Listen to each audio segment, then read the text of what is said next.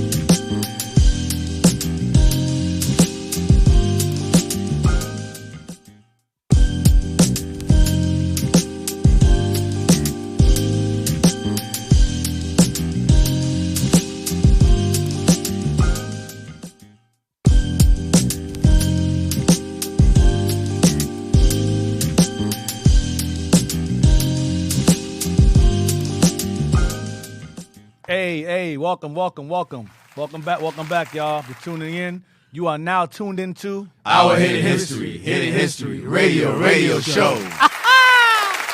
We are back. All right, I'm full. That fool's good. Yes, it was, Deacon. Yes, it was. Someone be burping all of them damn show.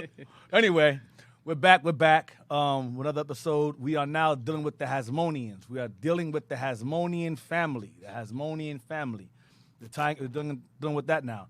We tied into the history that took place before the Hasmoneans were introduced, and regarding Onias, Simon, Menelaus, not Jason, but Jason, Antiochus, Seleucus, all these different people, these figures that were around, that were presented in Second Maccabees. Second Maccabees pretty much really is the introduction to First Maccabees.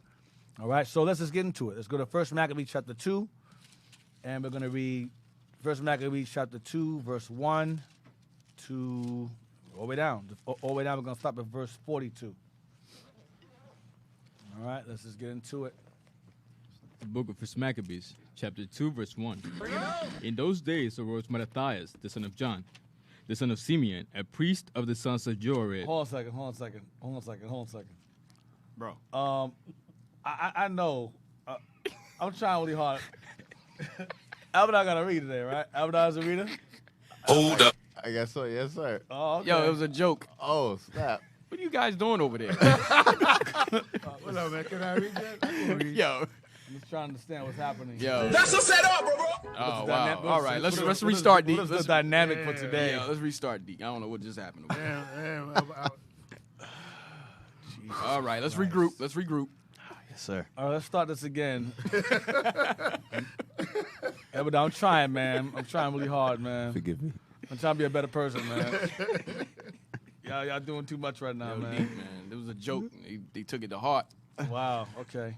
So, let's try again. First Maccabees chapter 2, verse 1. First Maccabees, chapter 2 and verse 1. In those days arose Mattathias, the son of John, the son of Simeon. Stop. The son of Simeon. So the term Hasmonean goes into the family of the Simeon. Family of Simeon. Simonian is Simeon. Ha is the. Ha-Smonian. Ha means the. Hebrew ha means the. Simonian means Simeon, the house of Simeon. Go ahead. The son of Simeon, a priest of the son of Joarib, from Jerusalem, and dwelt in Modin. Right. So there was a man named Simeon had sons named Mattathias. Mattathias comes from Simeon, pretty much. Let's read on of a priest, a priestly line. Levites. Go ahead. And he had 5 sons. So Mattathias had 5 sons. Go ahead. Johanan, called Cadus. Simon, called Thasi. Judas, who was called Maccabeus. Maccabeus means Maccaba means hammer, the hammer. Go ahead. Eleazar, called Aaron. Avaran. And Jonathan, whose surname was Aphus. Right. So the key figure of the 5 sons was Judas. He had 5 sons, but the tough one was Maccabees. If you got a bunch of sons like me, you know you understand the attributes or the characteristics of your kids. If you have multiple kids, you know which one's the tough one, which one's the not I can say weak one, but you know which one is the smart one, the stronger one, the cowardly one, the friendly one, the nice one, the mean one. You know the attributes of your children. So Mattathias called Judas hammer, because that little boy was a problem. That little boy was a fighter. All right? And Simon, we'll find out later on. Let's read on. Verse 6. And when he saw the blasphemies that were committed in Judah and Jerusalem, he said, Woe is me! Wherefore was I born to see the misery of my people and of the holy city, and to dwell there, when it was delivered into the hand of the enemy, and the sanctuary into the hand of strangers. Right, because remember, we read before how Antiochus just walked into the temple. He walked up in there and just walked into the Holy of Holies, started defiling the place. All kind of madness going on, and Mattathias was witness to it because he was a priest. So he was an eyewitness to seeing all the evils that took place regarding the defilement of the temple by the Greeks. Read on. Her temple is become as a man without glory. Her glorious vessels are carried away into captivity. Greeks, go ahead. Her infants are slain in the streets. Her young men with the sword of the enemy. Because remember, the Greeks came in there by force and started mutilating and killing all of us. Go ahead. What nation have not had a part in her kingdom and gotten of her spoils? Right, because the Assyrians came in, the Babylonians came in, the Persians is ruling over us, now the Greeks. So he's saying, yo, what nation did not do this to us? Go ahead. All her ornaments are taken away. Of a free woman she has become a bond slave. Go ahead. And behold, our sanctuary, even our beautiful and our glory, Our beauty and our glory is laid waste. And the Gentiles have profaned The it. Greeks, go ahead. To what end, therefore, shall we live any longer? Come on. Then Mattathias and his sons rent their clothes and put on sackcloth and mourn very sore. Come on. In the meanwhile, the king's officers, such as compelled the people to revolt, came into the city of Modin to make them sacrifice. Right, so the king's commandment was to have Israel come and offer up pagan sacrifices, which means unclean animals on the altar. Go ahead. And Modin, go ahead. And when many of Israel came unto them, Mattathias also and his sons came together. That's them, because he lived there. He came too. Go ahead, they showed up also. Go ahead. Then answered the king's officers, and said to Mattathias on this wise, Thou art a ruler, and an honorable and great man in this city. You're a man of reputation here. He's a priest. Go ahead. And strengthened with sons and brethren. You got sons and brothers. Go ahead. Now therefore, come thou first, and fulfill the king's commandment, like as all the heathen have done. Yea, and the men of Judah also, and such as remain at Jerusalem. So shalt thou and thy house be in the number of the king's friends. Yeah, you'll gain some status. If you do that first, since everyone here recognizes you as a leading figure in the community, you come offer a sacrifice first, so that way you can gain some status with the king. Go ahead. And thou and thy children shall be honored with silver and gold, and many rewards. They were trying to bribe him, because many of the other Levites, like himself, they took the bribes and went off into madness, into Greek philosophy. Go ahead. Then Mattathias answered and spake with a loud voice, though all the nations are under the king's dominion obey him, and fall away every one from his religion of their fathers, and give consent to his commandments. Yet will I and my sons and my brethren walk in the covenant of our fathers. God forbid that we should forsake the law and the ordinances. Now, verse 19 says he spake with a loud voice. Why? Because he wanted to make sure that other people heard him say the same thing, making it known, I'm not doing this. All right? So Mattathias spoke that with a loud voice so he could be heard from others around him. We're not doing this. The answer is no. We're not going to conform to the ways of the Greeks. The answer is no. Go ahead. We will not hearken to the king's words to go from our religion. To go from our religion, which is what? Which we should forsake the law and the ordinances. The law and the ordinances is the Jews' religion. Okay? Not Christianity, not Baptist, not Pentecostal, not Catholic, not Seventh-day Adventist. The law and the ordinances was considered biblically to be the Jews' religion. The commandments of God is our religion. The word religion comes from the term religio, which means to tie back, hold down, or to restrain. From what? From sinning, from wickedness. Now the modern religio is to tie back, hold us down, or to restrain us from doing the right thing, from keeping God's commandments. That's modern religio, or modern religion. Tie you back, hold you down, or restrain you from doing good. Whereas the original religion was to tie us back, hold us down, or restrain us from doing evil that we're prone to do by nature as human beings with this fleshly form that we're in. Go ahead. We will not hearken to the king's command, to the king's word. You will not listen to him. I don't want his silver. I don't want his gold. I don't want to be his friend. I'm good. That's what Mattathias is saying. Go ahead. To go from our religion, either on the right hand or the left. Nah, no negotiations involved. I'm good. No gray area. The answer is emphatically no. Go ahead.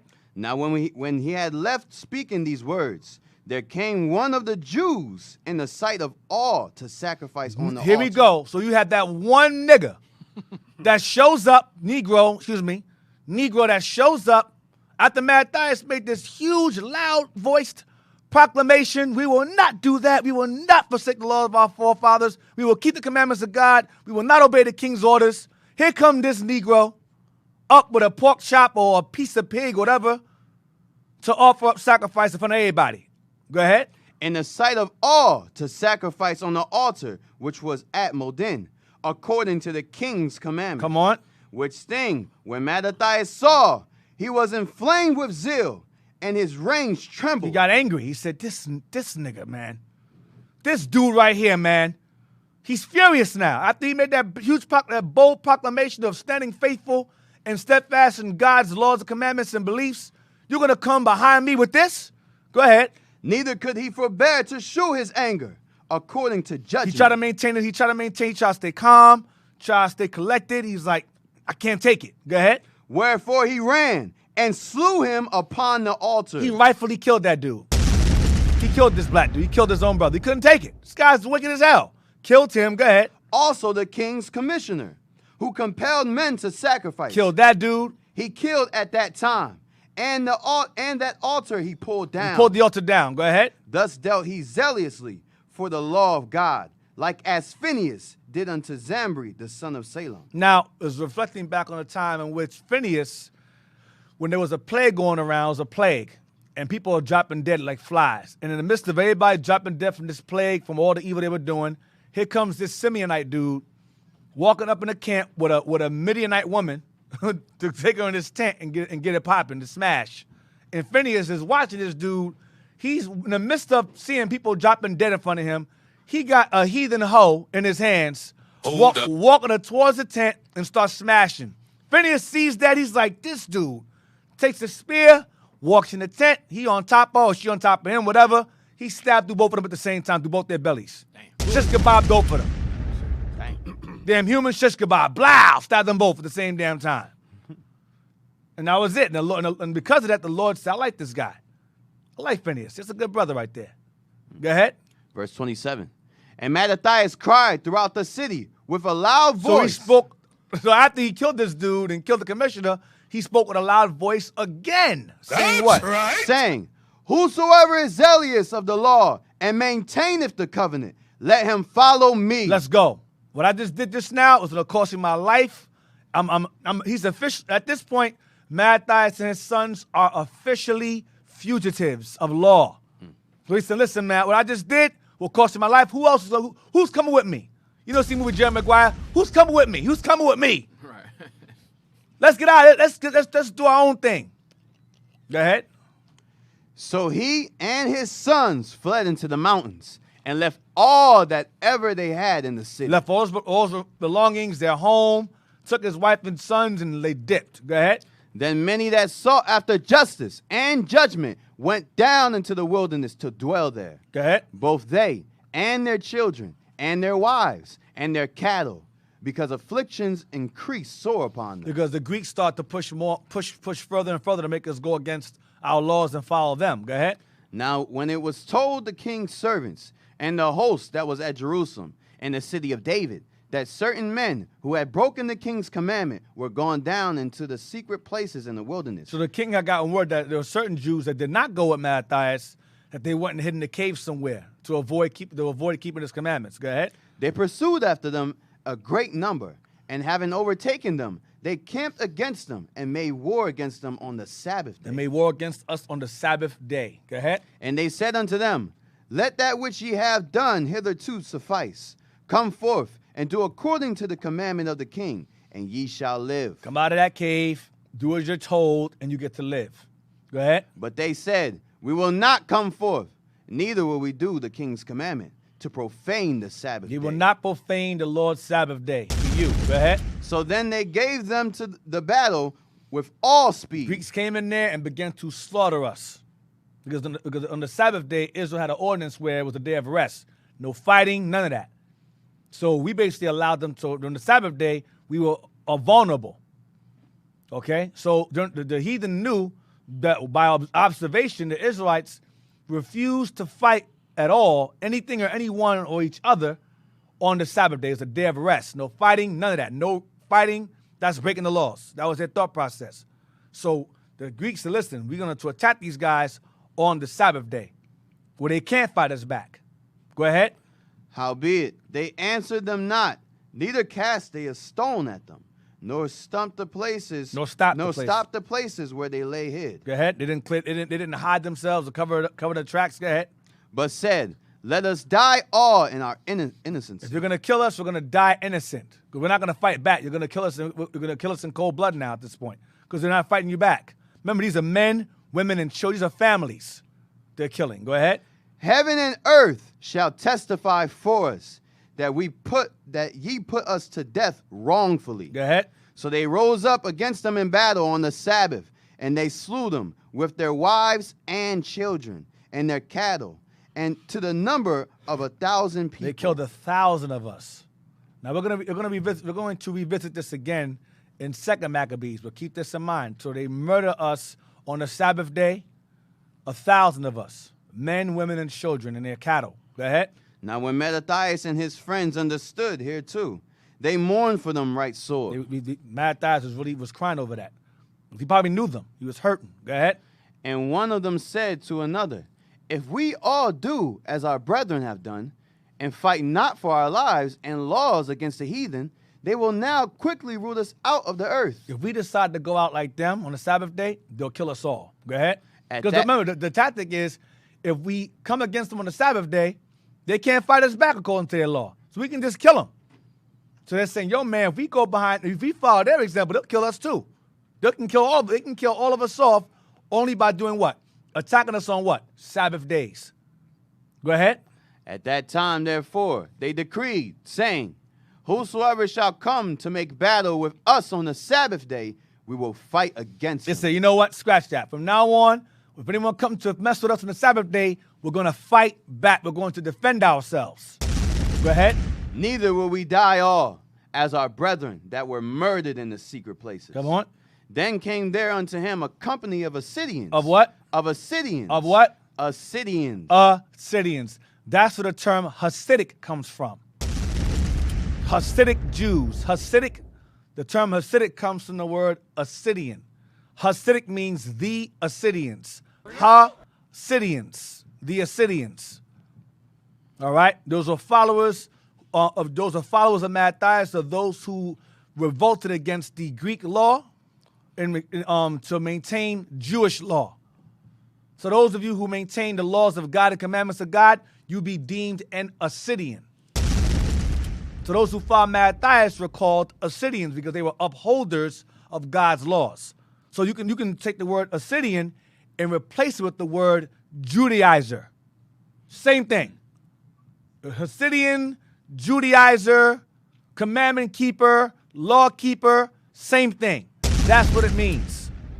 All right? So the group of people that followed Matthias and his sons were called Assyrians. All right? Read on. Or Hasidic Jews. All right? Go ahead. Who were mighty men of Israel. So keep the term Assyrians in mind because we visit them, this name or these people later on in the history of this lesson regarding who they become later on during the Messiah's time, the Assyrians. Go ahead. Even all such as were voluntarily. Read verse 42 from the top. Yes, sir. Then came there unto him a company of Assyrians, who were mighty men of Israel, even all such as were voluntarily devoted unto the law. There you go. Who were voluntarily devoted unto the law means you are Assyrian or Hasidic. Go ahead. Also, all they that fled for persecution joined themselves unto them. All those who fled for persecution of the Greeks ran unto the Assyrians, who were followers of Matthias and his sons. Go ahead. And were a stay unto them. And were supporters of them. Go ahead. So they joined their forces and smote sinful men in their anger. So the Assyrians and Matthias and them all came together and they killed sinful men, meaning our people, or the heathen. They killed them. Go ahead. And wicked men in their wrath. Go ahead. But the rest fled to the heathen for succor. So you had one group of our people that were righteous and another group of wicked, evil Negroes that revolted and went with the white man, ran to the white man. I'll give you a prime example of that. There's a movie that came out recently called The Eternals. Marvel movie. Now, the movie is not that good to me at all. I think it was corny. The black guy was very, very, very sugary, a fish. But nonetheless, Fruity. very fruity, yes, very pebbly, fruity pebblish. So, you watch the movie. The Eternals were basically a group of human beings that were created on the earth to pretty much teach the other sons of men how to civilize them, and they started in Babylon. So the movie has a few somewhat biblical references. You know, the cradle of pagan civilization is Babylon, so they put them there, which is wrong, but it is the Near East, so that makes sense. So they placed the Eternals. They were made by these huge machines called Celestials, okay? If you didn't see Eternals, too bad, I'm spoiling it. These huge machines called Celestials. Celestials, you can replace the word Celestials with angels because they're celestial bodies that Paul spoke of in 1 Corinthians 15. They're angels. You have Celestials, then you have like darkness, space, some other guy, then you have what is called the living tribunal. He has three faces, like the angels in Revelation. That's Christ. Then you have the one above all. That's God. So there's a tier. It's like a hierarchy of heavenly powers, and the Eternals are the ones who were made by the Celestials. Angels, the Elohim, you'd call them, or Elohim, whatever. Let us make man in our image. That's them. They made the Eternals. The Eternals are the sons of God, or pretty much Celestials' children, and their job was to pretty much civilize all the regular people, which would be you nations That's you. You regular people. So the sons of God or the Eternals, that's us. That's Israel. God's on the earth. We're the Eternals. That'll be us. So when you watch it, the robot's name, Celestial's name was Arashem. Arashem means Lion of God. That's what it means, or God's lion, because the so-calleds refer to the Heavenly Father as Hashem, or the name. They don't say his name is too sacred to say, so they call him, or God, the name, or pretty much God, same thing. So his name is Arai, as in lion, Shem, Arashem, Lion of God. That's who that Celestial's name is. Okay, so he sent them on a mission. He made two people. He made deviants. That'd be Edom. That's who that is. Edom, pretty much. Edom. They steal powers and become somebody else. You know, deviants. That's Edom. That's you, white folk. Then you have the Eternals. That's us. So he made the deviants. They strayed from his plan, and he made the Eternals to check the deviants, kill them off. So the Eternals had a certain mission. A woman, of course, there was 8 or 9 of them. And the woman, she gained a soft spot for the Earthlings, right? Their job is pretty much to regulate them, you know, mentor them, and to, you know, lead them into the path of evolving and growing. So that way, when the time comes, there's enough of them on the earth to pretty much their power is used to create another celestial within the planet, and then that celestial grows up, comes up the planet and destroys it pretty much. And all the humans on that planet die. That celestial is born. He makes more universes. So his death creates more life. So the woman leader, of course, she decides to go against her creator's plan. Eve, right? Go against the creator's plan and side with the inferior people, heathens. So one group of the Eternals said, nah, we gotta follow Arashem's plan. One group says, nah, we gotta, these are people, they're humans, they deserve to live.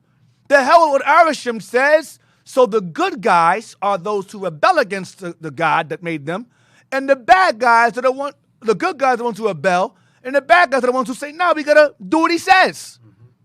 So you're watching a movie and you're rooting for the bad guys, but the bad guys are the ones who are faithful to their God. And the rebellious one, including Fruity Pebbles, rebels against them. You follow? Witchcraft. So that's, once again, the movie makes the good guy the bad guy, like Zod in Man of Steel. He was good. And Superman was a coon. So Transformers, Optimus Prime is a coon. And the other primes were good. The Decepticons. For Cybertron, resurrecting Cybertron. No, Earth is more important than Cybertron. No, it's not. Right. No, Earth is more important than Krypton. No, it's not. Oh, the Earth is more important than Celestial. No, it's not. I'm giving you examples. There's numerous examples. So the Eternals, there was a split between the Eternals. One group rebelled, one group served God. Likewise, Mattathias and the Assyrians in them, they're the righteous Eternals. Then you had the wicked nigger Eternals. Nigger Eternals. You understand? Negro Eternals. Black Eternals. Whatever you want to think of. Whatever you want to. Even, Black Panther. Killmonger was a good guy. Somewhat. He was kind of corrupted. But he was about his people. Yep. He cared about his people who were scattered abroad. And Black Panther was about only his own within Wakanda. So Killmonger was the good guy with some corrupt views, somewhat corrupt views, he got from Esau. Yeah. And Black Panther was more selfish and more about his own. Well, Killmonger's father was good. And Black Panther's father killed his brother, who was good.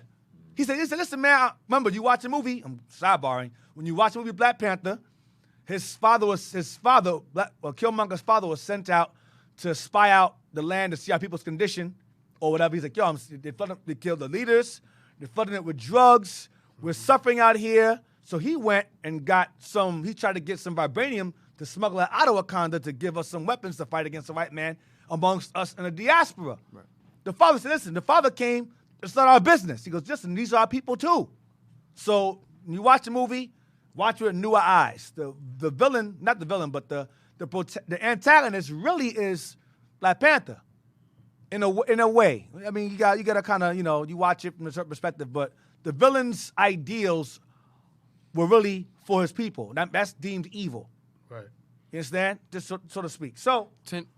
you get it, Jess, yeah. About 10 times out of 10, when you watching those movies where you see those invading the earth and all that, 10 times out of 10, those are the good guys. But what Hollywood does, and Bishop did an excerpt on this, what Hollywood does, it's witchcraft. And you'll think that you're rooting for the wrong person. Mm-hmm. You're rooting because they're trying to save mankind. Right. They want to save mankind. So you like, yeah, let's save mankind. Yay! But the good guys are the one that's coming to preserve their race. They're about their people. Those are the good guys in the movie. The villain is the good guy. Right. That's pretty it. much. The villain is the good guy. So the movies, Eternals is a movie that's framed to make you rebel against your creator. That's what it's basically about. Disney basically is a movie. Eternals is basically Disney. Disney bought Marvel. So that Disney movie, that Disney Marvel movie, is a movie that was geared to teach you to rebel against your creator. So if you have not seen the movie, now you can watch it and say, well, damn, the good guys are the bad guys. All right? So Almost just like Independence Day. Independence Day 2, you rooting for the humans. For real. Meanwhile, the aliens is good. Right. Remember, the Edomite was like, the president was like, what can we do to establish peace? You know how white folks sound. They sound all dramatic. What can we do to establish peace? The alien was like, die. Die. I was like, yes, yes, yes. Hey, Diggin, so That's the pretty correct much, answer. so pretty much they put in our self-defenses in our people. So whenever we come with what we believe, Right. they put up a self-defense and actually go contrary to against what we believe. Right. So when Christ does return, when he returns, not if, when he returns, and he showed with them chariots, you're gonna have a bunch of black folks saying, "Yeah, there go them American jets, shoot them down, yeah," while they're being destroyed. Right. Because those things are coming to save us, not coming to. Remember in that new movie and what's the name? Don't Look Up. Don't Look Up. Yes. Remember when that general pull out the gun and start firing at the. I guarantee you, there's gonna be a lot of black people doing the same thing. Yep. And there was a Shooting- movie shooting at that the- happened at in the real life. chariot. Yeah. It happened in real life. There was a chariot flying above him, hovering above him. He shot it. It did nothing. It did nothing. So, the reason why I mentioned all of that is because I'm showing you read verse 44. 44 again. Yes, sir. So they joined their forces The Assyrians and Mathias joined forces. Go ahead. and smote sinful men in their anger and wicked men in their wrath. Come on. But the rest fled to the heathen for secure. That's the revolters. Go ahead. Then Mattathias and his friends went round about and pulled down the altars. Go ahead. And what children soever they found within the coast of Israel uncircumcised. Because the law went down. There was a law that was passed. We read that before in chapter 1. It was illegal to circumcise your children. So any children they found that were uncircumcised among our people, go ahead, Those they circumcised valiantly. they circumcised them immediately. Go ahead. They pursued also after the proud men, and the work prospered in their hand. So they recovered the law out of the hand of the Gentiles. Oh, we went too damn far down. I'm sorry. 42 is enough. So now, give me second Maccabees 6:11. We'll just stop at 42, but that's all right. We'll go. No, it's all right. It's not your fault. I wasn't paying attention. We're going back to it anyway. So, second Maccabees 6:11. Sir. Second Maccabees, chapter 6 and verse 11. And others that had run together into caves nearby to keep the Sabbath day. We read that earlier. We read this in First Maccabees chapter 2. They fled into caves, and they were caught. They were told to come out the cave. He was like, no. They said, okay, we're going to come in there and kill you then. They killed 1,000 of us. Read on.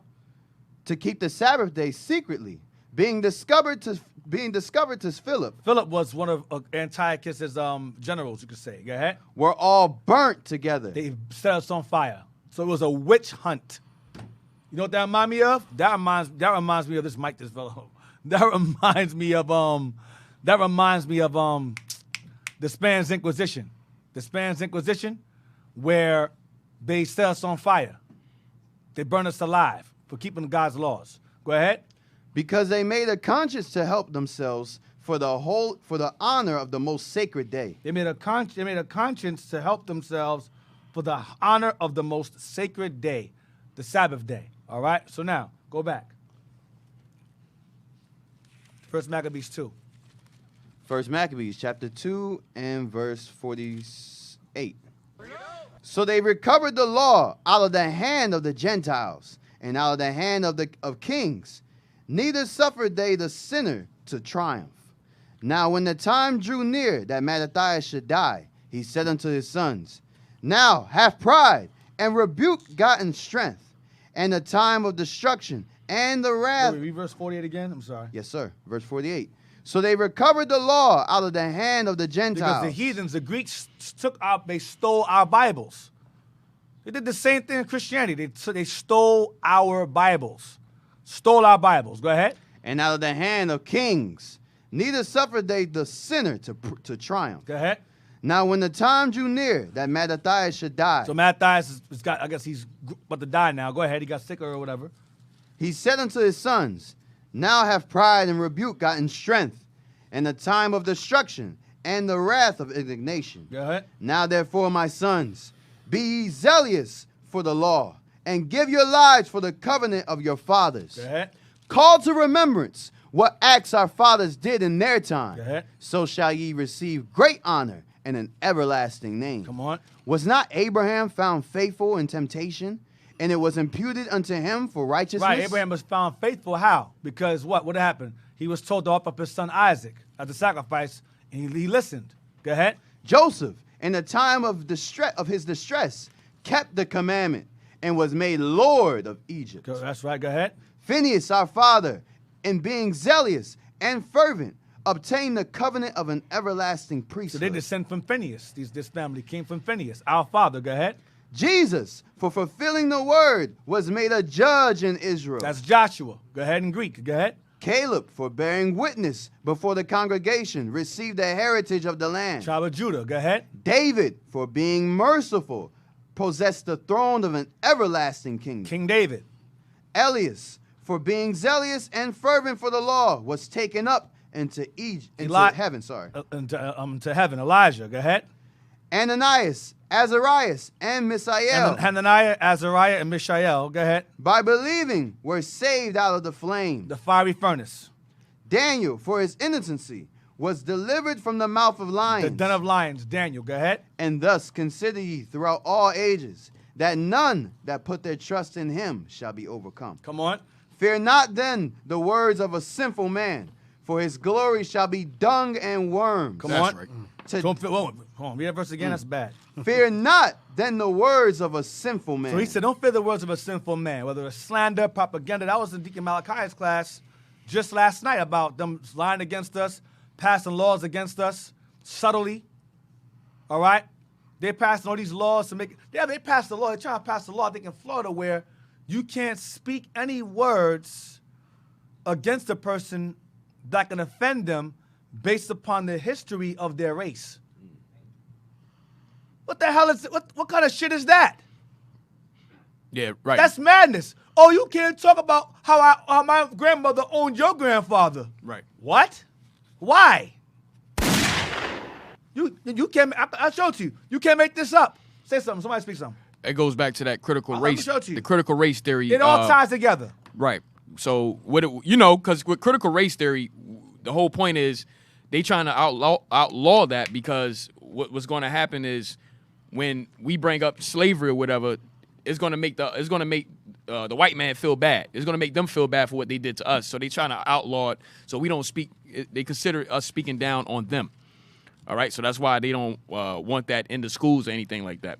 So that's what Deacon is about to bring out, where they're trying to, in Florida, they're going to outlaw us speaking against them for what they did to us. So basically, forget your history. Right. Forget your history.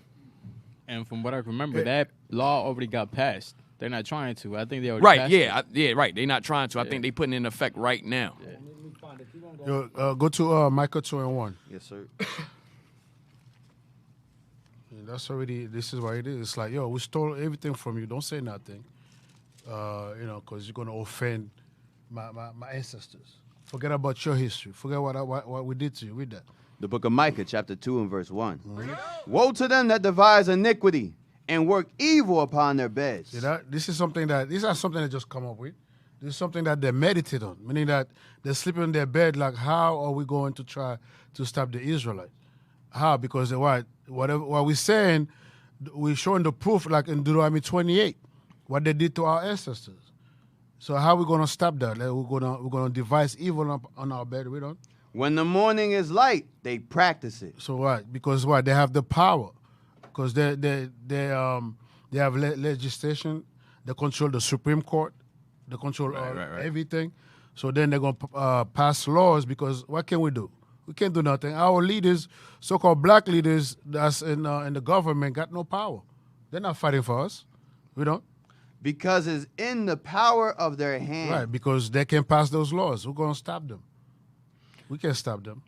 And also, when they are from the Museum of Natural History, they removed Teddy Roosevelt. Yes. They removed that. Yeah, that's because you got Judah on one side and you got Gad on the other side. Mm-hmm. Why do you think they removed that? That was a chess move. That all ties into the critical race theory. Why? And you black folks, you demons that's speaking up to get out these different landmarks to remove them. That's history. That links us to the Bible. Black lips.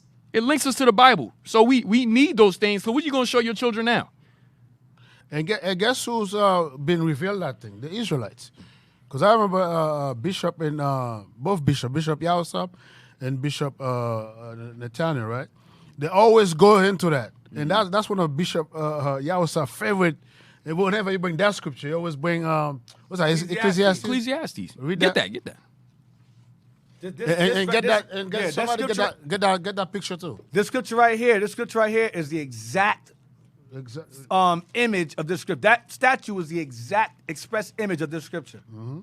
Yo, and get that picture too.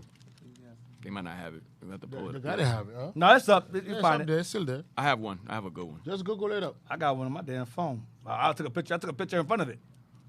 I can't find it. I'll find mine. Yeah. While Deacon looking for what he's looking for. Oh, I got you. You know which picture I'm talking about, right? Huh? Yeah, Teddy Roosevelt, history and natural in Manhattan. Here, if y'all can't find it, I posted one on the online. Let me read it. Yeah, read it. Yeah. Where you at?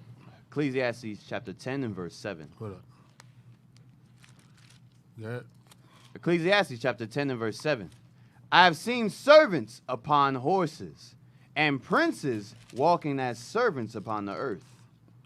10 verse 7. Hold on. Yes, sir. Start at verse 6. Yes, sir. Folly is set in great dignity, and the rich sit in low place. Right. So it says folly. Folly meaning the foolish. The foolish is set in great dignity, meaning great honor, meaning they're ruling. Okay? I sent it. Folly goes into, remember the Most High say he sets up the bases of men? That's your folly right there. Read on. Basically, that's a so-called white man. Right, That's what it so-called said. white man right now. Read Now, on. it's dignified as Some people of great God. one. Right. Go ahead. I have seen servants upon horses Mm-hmm. and princes. No. Read verse 6, the bottom part. Yes, sir. Folly is set in great dignity, Mm-hmm. and the rich sit in low place. And the rich sit in low places. We're the rich. When you read Revelations 2 and 9, Right. the Most High say, even though we are in poverty, we are rich. Why? Because this Bible belongs to us. The kingdom of heaven belongs to us. The whole earth. The whole earth. So we're the rich right now that's sitting in low places, in the poverty, right? Read. I have seen servants upon horses. So did you pull up? Now pull that There you go right there. the picture up. Put it up. Dickie, you want to? Yeah, go ahead. Is it up? Right. Read it again. I have seen servants upon horses. The Bible says, this is Solomon. He's seen in a vision. He said, I have seen servants, slaves, upon horses. Meaning what? The white man is supposed to be, he's our servant upon this earth. But guess what? Now he's in great dignity sitting upon a horse. Right? Read. And princes walking as servants upon the earth. And we're the princes. Now we're the ones that's enslaved, that's walking upon the earth. We're no longer, because when you're on a horse signifies authority. Right, the perfect example of that is Django. Why that nigga sitting up on that nag? Right. That nigga should knew that nigga on that nag, because the nigga shouldn't be on the nag. Nigga was to walk. Masters on the nag. That's a perfect example. Go ahead. Jess. Right. So it says, and princes walking as servants upon the earth. We're the princes. Okay. When you read We're the gods on the earth. Now we're the slaves that's walking upon the earth as what? As slaves now. And now the folly is setting great dignity. Now he's sitting on the horse. Okay? So when you see the statue, that's Teddy Roosevelt right there. He's the servant. Okay? And then you see Gad on one side. Now, Gad has the butt of the gun. You can't see it, but I know Bishop Yahweh always bring it There's out. different angles of it. But Gad has the butt of the gun up, correct? No, he has Gad has it down. Down. Somebody he ain't fighting for you. Right. Yeah. You got the barrel of the gun. The barrel of the gun's in the ground. I mean, he ain't fighting for you. And the Negro got the gun up because he's gonna fight for the white man. Because Judah was, of course, we cooning. Gad was like, hell no. You gonna steal us and our land too? We ain't fighting for you. The butt of the gun's in his hand, the barrel's in the floor. I'm symbolizing we're not gonna fight for you. And the Negro we were broken into submission. Judah, that's Ephraim. That's basically Ephraim and Judah there. Ephraim and Judah, both houses there, on both sides. Okay. Now, Deke, remember here in Philly, even though they removed that, here in Philly, they have, and when you go to the Philadelphia City Hall, they have a statue of Judah on one side holding up the pillar, and they have Gad on the other side holding up the pillar. Yep. Mm-hmm. So we gotta go there. So and film there before they remove those next. Right. They're going to remove those next. Because you stupid ass Negroes keep having them remove things that tie back to the history of this place that enslaved you. You stupid asses, you. The white man's just laughing. Okay, we'll remove it, no problem. So we're going to remove this, and we're going to do this in response. Here's an article I sent to y'all on GroupMe. Watch this. We're gonna remove all the racist statues that make you black people feel bad. We're gonna remove them, so we can not feel bad too. But if you remember, if I don't recall any people marching against them remove that statue. Why did they remove it? They were lying, saying in an article that people were complaining about it in the area. It's a lie. It's a lie. So in response because we bring it out so much, that's the reason why. Because I don't remember no people with picket marches, whatever, remove that statue. Nope, they were not. They were not. They've been there for years. And they should have stayed there until this place burned. Right. Blow it up. So in response to you stupid black people removing all these historic figurine statues that symbolize the enslavement of your people and the cruel, evil history of this land, they're going to do this in response. Blow it up. Florida bill, read that, Jess? Florida bill to shield people from feeling discomfort over historic actions by their race, nationality, or gender approved by Senate committee. Approved. Already signed, in effect. Florida bill to what? Go back. To shield people. What people? From discomfort over historic actions by their race. And you see Who else could that be about? It can't be about black people. What do we do to as a race to somebody else? That ain't for us. That's not for our discomfort. That's for theirs. And you see how they slide gender in there? Yeah, to make it about sex, about homosexuality. Nope. It's about the initial historic actions of someone's race. So they're going to remove the statues. That's all I want. I didn't want no more of that article. I'm good. Oh, y'all can post the picture up that in Philly. Go to the online request.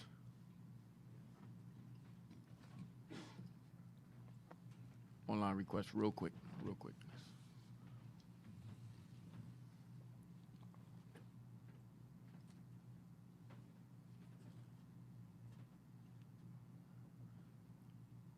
Yeah, put them up. Right, we visited there way back, right? Is where it just come from? Yes, sir. Yeah, we had visited there when we were teaching over there in the area. So we stopped over there. We saw these statues. We were like, wow, they had this here? This is in Philadelphia. You're not going to realize it. You just got to go in there. I just happened to look up. We was like, yo, what the hell is this? That's what the movie says. Don't look up. Don't look up. Don't look up. Yeah, listen, I'm looking up. Check this out. This is in Philly. Check this out, y'all. You're gonna bug out over there. So we gotta visit this area and film real fast before they remove it, like they did the one in New York. What's going on? Y'all Come on, that's going on, y'all. Let's blow it up.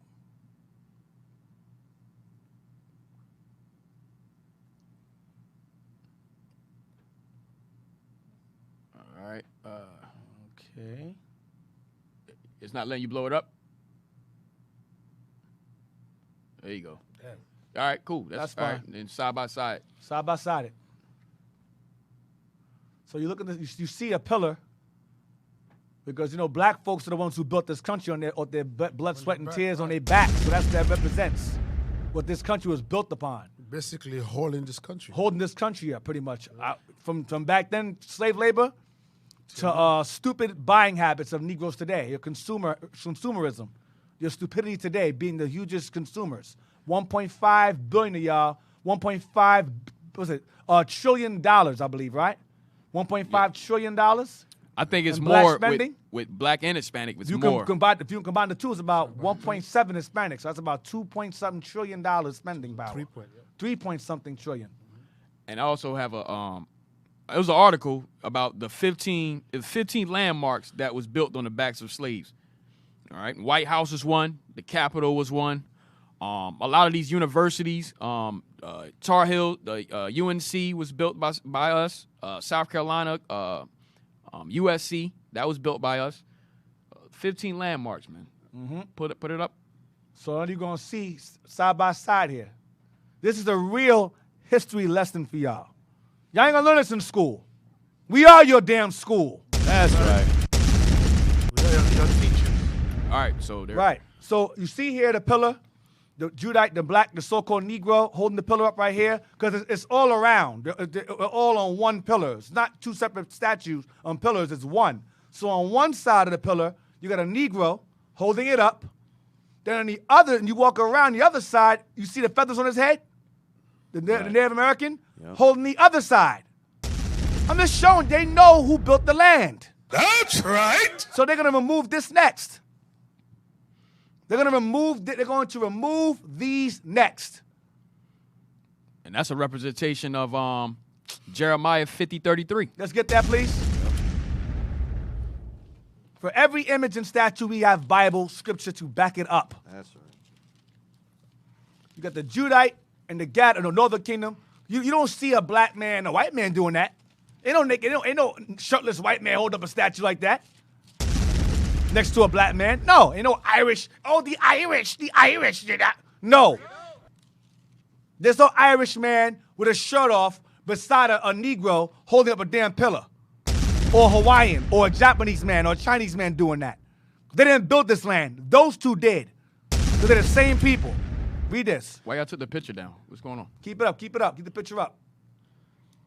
The book of Jeremiah, chapter 50, and verse 33.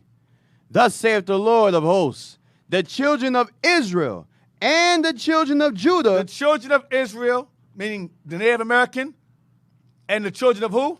And the children of Judah. The blacks, go ahead. Were oppressed together. That's why they have statues of them oppressed together. In front of the museum, and where else is that in Philly? This is Independence Hall. City Hall. City Hall.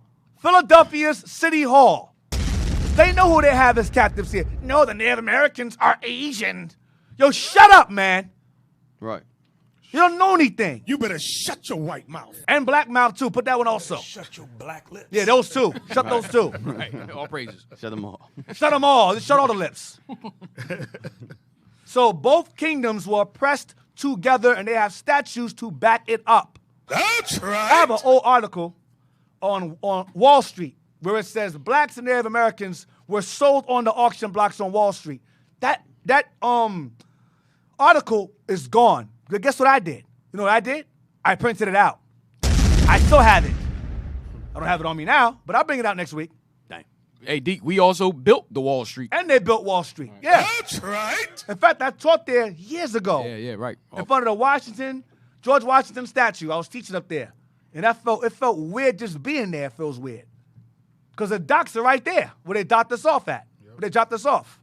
So I'm showing you that they had both kingdoms oppressed together here in America. That's why I told you before, I say all the time, that the majority of the 12 are here. Both kingdoms primarily are here, and the remnants of that primary who are here are everywhere else. Where we at? The sidebar, we sidebarred way off, but it's okay. Yeah, Sorry sorry about that. Finish that It's off. all for good reasons. Let me finish it off. Yeah, where we at? Isaiah 50 verse 33. Jeremiah. Jeremiah. We're gonna 50. stop at. Yeah, we're gonna stop. No, go to the Maccabees again. Okay. We're gonna stop at 70. Yes, sir. Verse 61. First Maccabees, chapter 2 and verse 61. We're gonna finish the whole chapter. Go ahead. Yes, sir. And thus consider ye throughout all ages that none that put their trust in him shall be overcome. Fear not then the words of a sinful man, for his glory shall be dung and worms. 3. Today he shall be lifted up, Today, lifted up on a horse. Go ahead. and tomorrow he shall not be found, Destroyed. Go ahead. because he is returned into his dust, Because he's dead. Go ahead. and his thought is come to nothing. And his devices, his plans come to naught.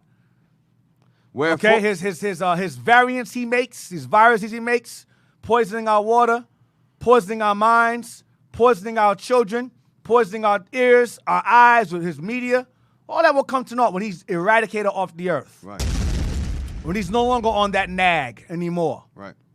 Go ahead. Wherefore, ye my sons, be valiant, Be brave. and shew yourselves men in the behalf of the law. The only way you could be a man is based upon being on behalf of the laws of God. That makes you a man. Go ahead. For by it shall ye obtain glory. By it, the law, shall you obtain glory.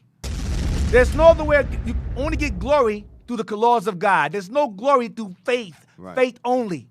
No, through the law and faith in Christ, that's where glory comes from. Go ahead. And behold, I know that your brother Simon is a man of So counsel. he goes down the line now. I mean, he had 5 sons. I know out of 5 of you, Simon's the smart one. He's the brains. Go ahead. Give ear unto him always. Listen to your brother Simon. He's the smart one. Go ahead. He shall be a father unto you. He shall be the wise man to you. He's the counselor among y'all. Go ahead. As for Judas Maccabeus, he hath been mighty and strong, even from his youth up. So when he was a kid, he was whipping ass. He was tough. He was a tough boy. That's my boy right there. My boy Hammer right there. Hammer right there. Okay, he called him Maccabee, Macabre, meaning hammer. That boy right there is tough. Simon's the thinker.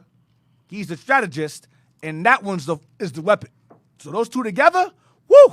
The A team right there. That's the damn A team right there. Go ahead. Let him be your captain, Let him be the captain. Go ahead. and fight the battle of the people. And he'll be the fighter among you. Go ahead. Take also unto you all those that observe the law, and avenge ye the wrong of your people. Yeah, now, you don't read about the 3 brothers being mad about that because they knew it too. Right. It says Simon, he is a smart one. And Judah, he a fighter. They knew that. They just followed their father's instructions. No bickering, no fighting over the will like niggas be doing. No. You understand, Father, no problem. We got it. Judah can fight. Simon's a thinker. We got it. They probably know Judah will beat them up too. That's why they ain't even buck up against it. He'll beat us up. We ain't gonna go against that. Go ahead. Verse 68. Recompense fully the heathen. Recompense fully, meaning avenge yourselves of the heathen. What they've done to you, you do to them.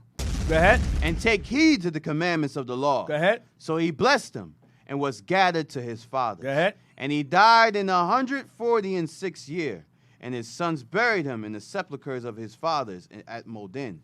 And all Israel made great lamentations for him. 3. So what we got? Time is it? Anyway, you have any questions or questions regarding the topic so far, or comments? Call us at 267-702-6121. That's 267-702-6121. Text us, call us, give us your thoughts on the class thus far. We are at 2:08. We're going to take a quick break. All right, so stay tuned. Gather your thoughts together regarding questions or comments for the class, and text us again at 267-702-6121. All right? Shalom. IUIC TV.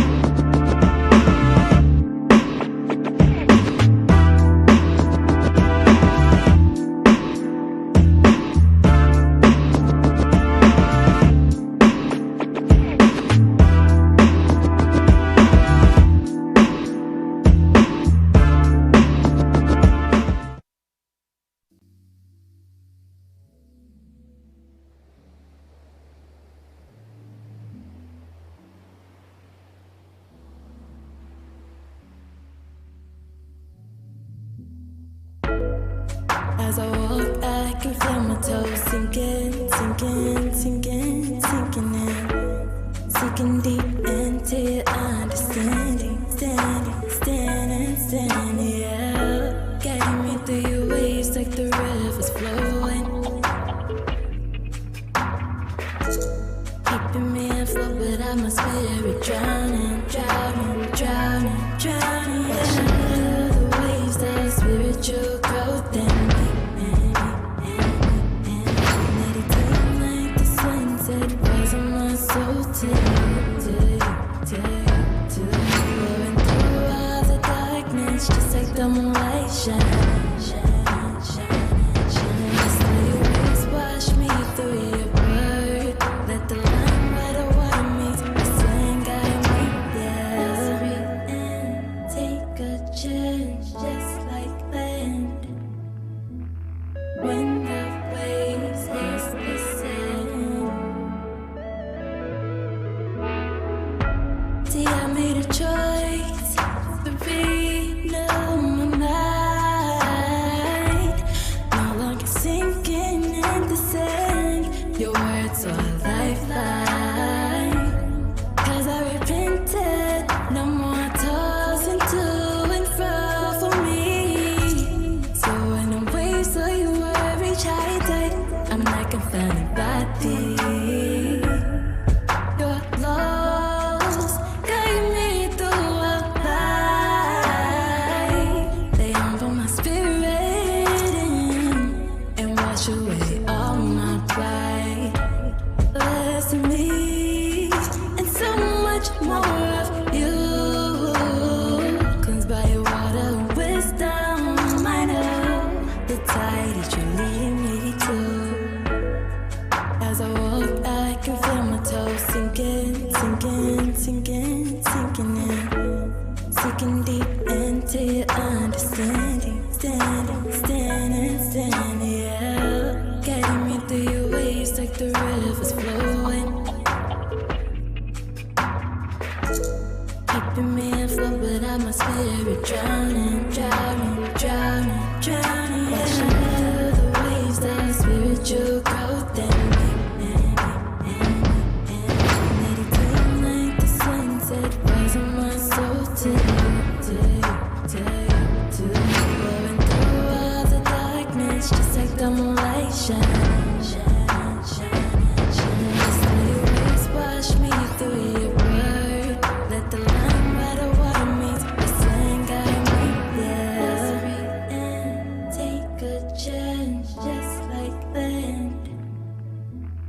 When the waves hit the sand. Hear me out.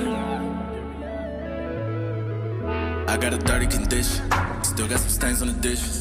I got some time to listen. Do you got time to listen? Is you a prophet or is you? I got some pride in me. I'm not gonna hide on this one.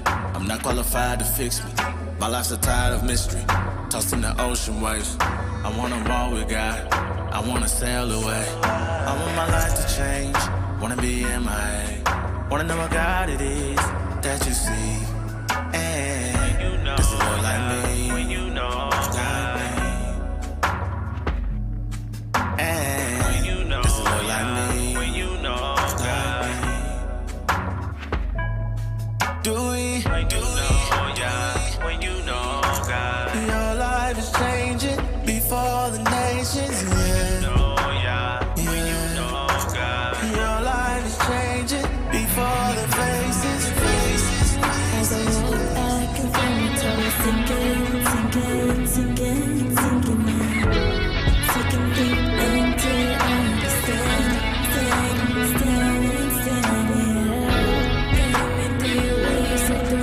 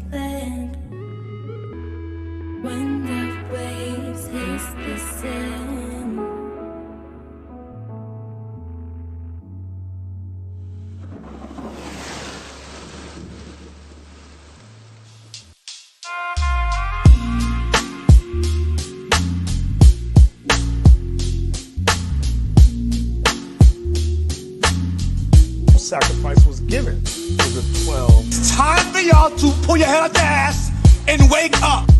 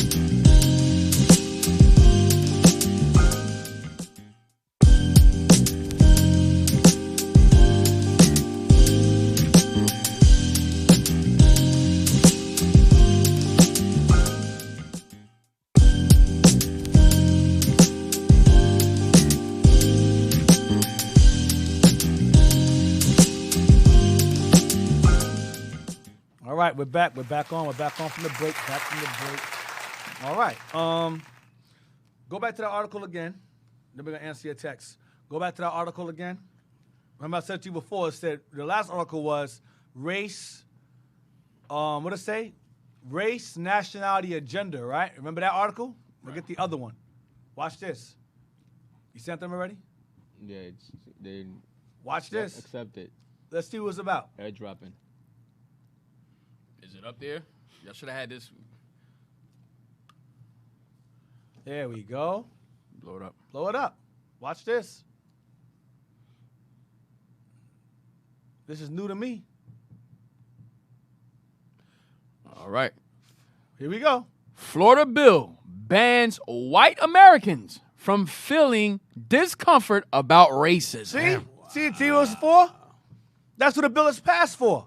Y'all keep having these statues and move, and you giving these white folks a way to escape their history, man. That's what you're doing. Hey, again, this is not from our people. It's not from Jay. This is a Turkish public broadcaster, international news. This is international news. So America makes it all race, gender, nationality. But outside of America, it's telling you flat out the bill bans white Americans from feeling bad about racism. So their history. That's the rawness. That's the real article. That's the real law. That's what it's passed. That's the real definition of the real reason behind the bill being passed. To make white folks feel good about themselves, being former children of slave owners. Give me that scripture about a father in Sirach. Hey, they said the volume is low. Turn the volume up. Yeah, that do sound kind of low. I told y'all, it says a complaint about a father, a righteous father. It's in Sirach. Not 3. It might be. Yeah, it's a rock 3. I believe so.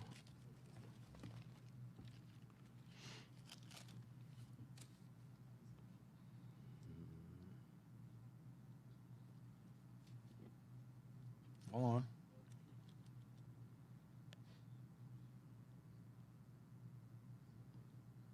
Hold on.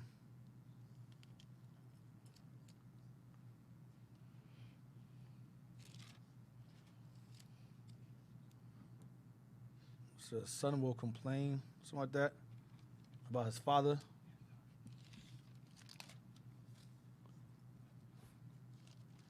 Check 10. 3 and 10? 4 and 17. Let me see 4 and 17. No, what'd you say? Is it 3 and 10? Yeah, check around 3 and 10. 40. For the glory of man. No, I think it's in the 30s, I think. Try 30s. He said 41 and 7. Who said that? Soldiers up there.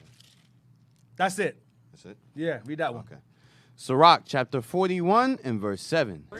The children will complain of an ungodly father. Why? Because they shall be reproached for his sake. Yeah, I see them. They're trying to pass laws for that. The children will complain of an ungodly father because they shall be reproached for his sake. Damn. That's what the law is being passed for. To keep them from feeling what? Reproach. Damn. All right, where we at? The text messages. Read that now.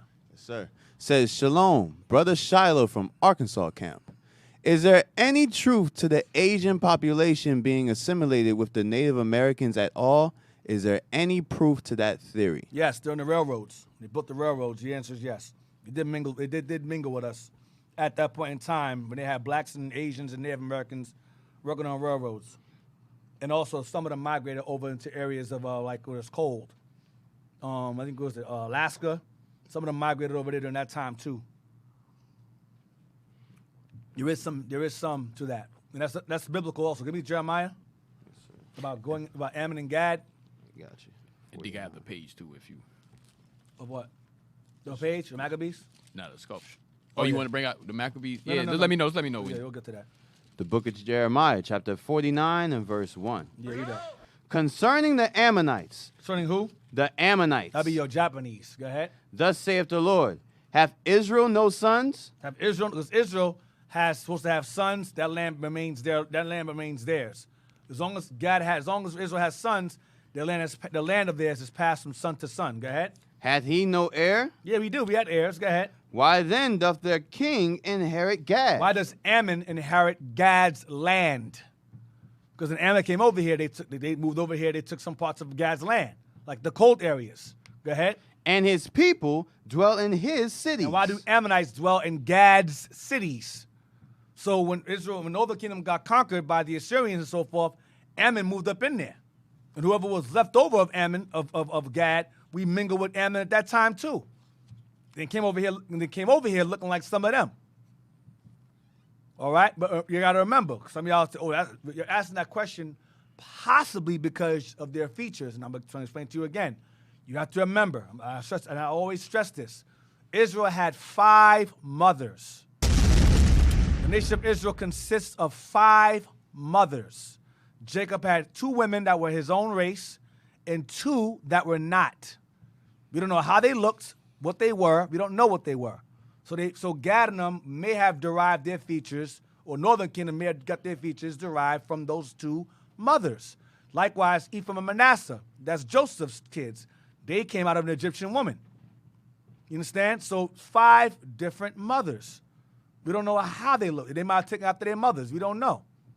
Okay? So that's why I don't argue. That's why I brought out in my lessons before, I brought out how when the white man came to this side of the world, based upon his historic, accounts that he's ashamed of now, and he said that when the white man, missionaries or travelers, European travelers, explored the Americas, whether it was South, Central, or North America, all the Native Americans within those regions shared the same physiological differences. Some looked Negroid, some looked some looked, as you say, Asian, high cheekbones, but they all shared those same various features throughout each place of each part of America. So he came to the conclusion that they all come from one source, meaning they're all the same race. That's what they came to understand. So those features were always prominent. So Israel always had various features among them, even before we came to this side of the world. Okay, because Israel intermingled, and we had 5 different mothers. It's just common sense. Okay, hope that helps. Another one says, "Shalom, Deacon. Most High Christ bless you all. Thank you for the truth you're bringing out today. To know the origin of the words Hasmonean and Hasidic helps as I'm learning. Right. The breakdown of the Eternals was straight fire. All praise to the Most High in Christ for you, Sersha, Newark, New Jersey." All praises, all praises. All praises. Anybody else? Yeah. Says, "Hello, my name is Eli. I was watching some of y'all's video. I was wondering how do I find out, but more on the it's a Issachar tribe." Oh, snap. Okay. Well, I went over. You have to watch my old videos. You have to watch the old videos where I go into the history of the Americas. It's a 33-part series. So the time you have to dedicate to watch, you watch that stuff, and I go into in-depth history of the Aztecs, the Chichimecs, the Olmecs, the Yucatanians, The Nawak. the Arawaks, Incas, Mayans, who else? Nahuatl. Yeah, Nahuatl. Nahuatl. I go in depth regarding that history, so you have to pretty much watch those my old series before this one to go into history about the Issachar and how they also proclaimed themselves to be of the tribe of Issachar when a man by the name of Garcia encountered them in Mexico. And they told him that their ancestor was in fact Issachar. All right? So you got to go back and watch that. Okay? If you have the time, if you don't have the time, you better make time to watch that. All right? It'll be a long time if I go over that again. Okay? So just watch the old videos on this, and you can just go back to the IUI, just go back to the Out Here History Radio YouTube channel, and just go through the videos, and you'll see me going into the history of the Americas. All right? And I touch on the so-called Mexicans or Issachar Aztecs. All right? Anybody else? Yes, sir. Says, "I appreciate the sense y'all give when it comes to linking the secular history to the history displayed in Scripture. It's the best stuff ever." All praises, all praises. We got a question on the Okay. comment as well. It says, "Was the Spartans Southern or Northern Kingdom Mixture Israelites?" of both, because Judah and Israel both came to Europe during the time we were doing trade, as the Phoenicians and migrations, both of them. So the answer to that question, I've heard primarily Northern Kingdom, but I would say both. I believe both, because remember we all became Hellenized, so Judah and Israel were residing in that area, both. That's it. They got a few more. They're not. I have something on here too. Okay, you can go ahead. That needs to be corrected. Okay. This brother says, if y'all are that worried about, you look like you with us. If y'all are that worried about being mixed, just do what I did. Take a DNA test. My DNA comes back with Igbo and Bantu tribes, both Israelites. Then you would know. Hold up. Now, remember, I had addressed this weeks ago, and you have Israelites that did not reside in Africa. You have Israelites that have very, very strong heathen features that reside in India today, that reside in Pakistan today, and they do not have that E1B1. You have to be mindful of that DNA stuff. All right? I don't want to sidebar. I'm trying to stay on topic. That's why we need to focus on the class. All right? What we got? Okay. What time is it? 'Cause I'm trying to waste my time. 2:31. 2:31. Give me 1 Timothy 6:20. Yes, sir. I'm gonna address it really fast. I dealt with the whole ancestry thing based upon a census, records, historical records of my family. I went that far, and I only went back maybe 5 generations. That goes back to North Carolina. That's as far as I go back. All that DNA stuff and swabbing, I don't mess with that stuff. First Timothy. Because then what happens if you come back, you 90% European and 2% black? Now what? Now your faith is wavering now. Oh no, my spittle is European, but your face is nigga. That don't make no damn sense. Be mindful of these things. Be mindful of these things. European spittle and black features. Be careful with that stuff. If you want to do it, that's fine, but be advised. I mean, there was an old thing I watched where they had, I think Jessica Alba was on some show because she's married to Judah. She's married to Cash Warren's son, I believe. Cash Warren, I think her husband's name is, and he's the son of an actor, a black actor, and she prides herself in her Hispanic heritage. So they said, "Oh, we did your DNA test, and you're 80% European." She was like, "What?" Like she did not look happy at all, at all. That kind of. She was like, "Nah, I ain't know, no." So I'm just telling you. You want 1 Timothy? Yeah, read that, please. 1 Timothy chapter 6 and verse 20. O Timothy, keep that which is committed to thy trust, avoiding profane and vain babblings and oppositions of science, falsely so called. Right. Oppositions of science, falsely so called. Because remember, there was a video I played, I think a long time ago, we showed in class years ago about how they did a whole investigation on 23andMe. Is it called 23andMe and DNA testing? How it's less than 1%. You have millions of grandparents. They say you have thousands of grandparents, and the DNA test cannot go past your grandparents. Like after that, it becomes like a roll of the dice, like a random. Less than 1%. All right, you can't go that far back like that. Where we at now? What's next? We got Shalom Deacon, Most High Christ bless you. Shalom Officers, Most High Christ bless you. Similar to the Florida law being passed, there are laws being passed here in Canada to ban conversation therapy, causing 2 to 5 years imprisonment. Wow! So you can't even have a conversation about racism anymore. Conversation therapy. Wow. Boy, no way. Wait, where's this at? Canada. Canada. You know Canada's crazy anyway. Canada got them crazy laws. You can't even talk about homosexuality over there in public. All right. That's the only question. All right, so let's go back where we was at. Yes, sir. So again, DNA testing, I'm not saying it's completely false. Of course, people manage to avoid taking care of kids that ain't their own on the DNA test. So I understand the validity of that in that sense. But in terms of ancestry, gotta be very mindful. Take it with a grain of salt with that stuff. Where we at? 1 Maccabees chapter 3 and verse 1. Then his son Judas, called Maccabeus, rose up in his stead, and all his brethren helped him, and so did all they that held with his father. And they fought with cheerfulness the battle of Israel.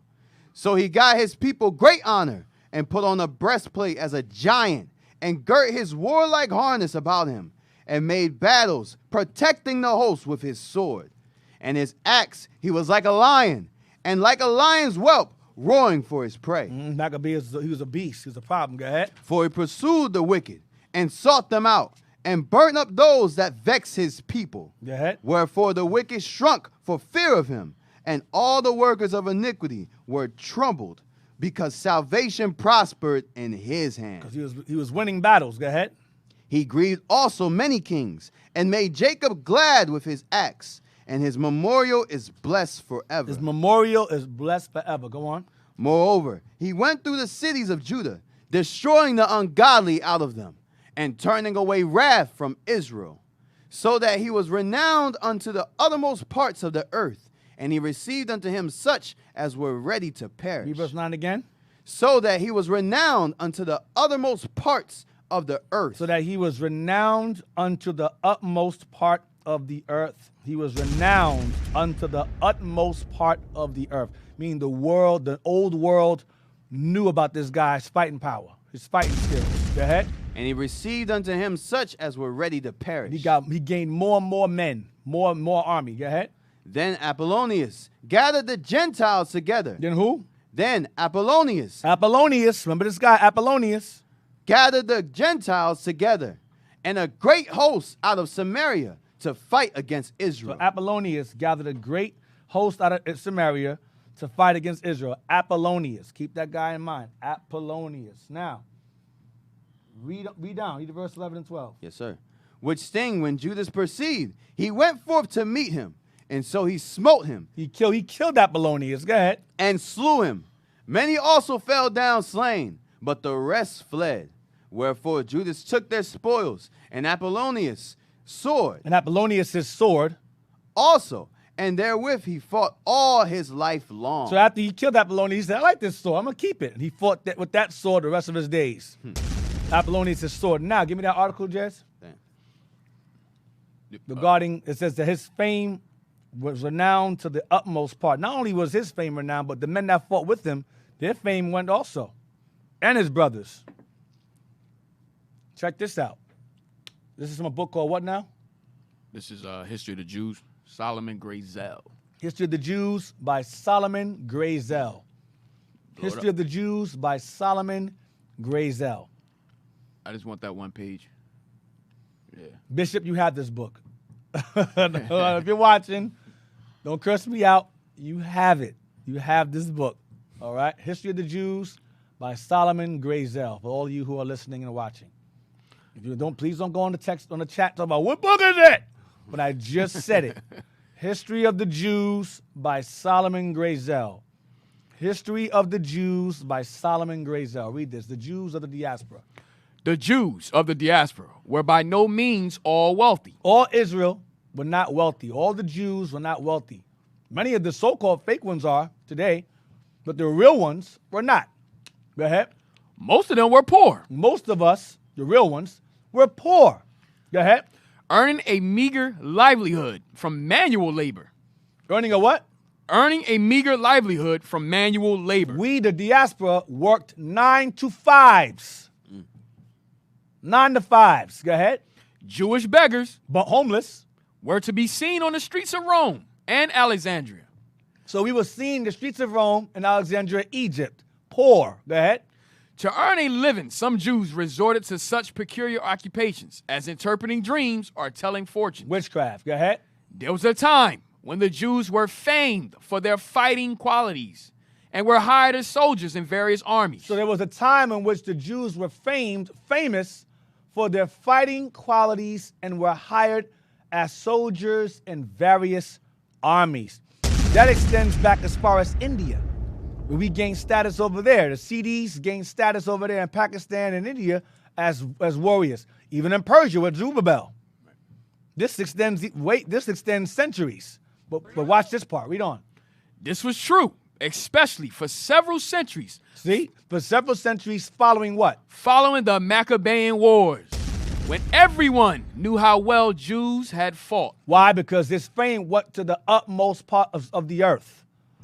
So because of the Maccabees, we got jobs as mercenaries, soldiers, warriors in different lands because of our reputation of fighting with Maccabees. Right. He was a problem. What you saying? No, it says in the next sentence. Read on. Subsequently, this occupation ceased to be common among the Jews of the Roman Empire. Though in Parthia, Jewish mercenary soldiers continued to exist for centuries. See? In Persia, Iran, it says that subsequently, this occupation ceased to be common among the Jews of the Roman Empire. By Rome, we were done. That fighting quality was ceased among us. Though in Persia, Parthia, Iran, Jewish mercenary soldiers like Zerubbabel, but not mercenary, he was immortal, soldiers continued to exist for centuries, like the Sidis, who resided in Iran and so forth, Pakistan. That's all the same area pretty much.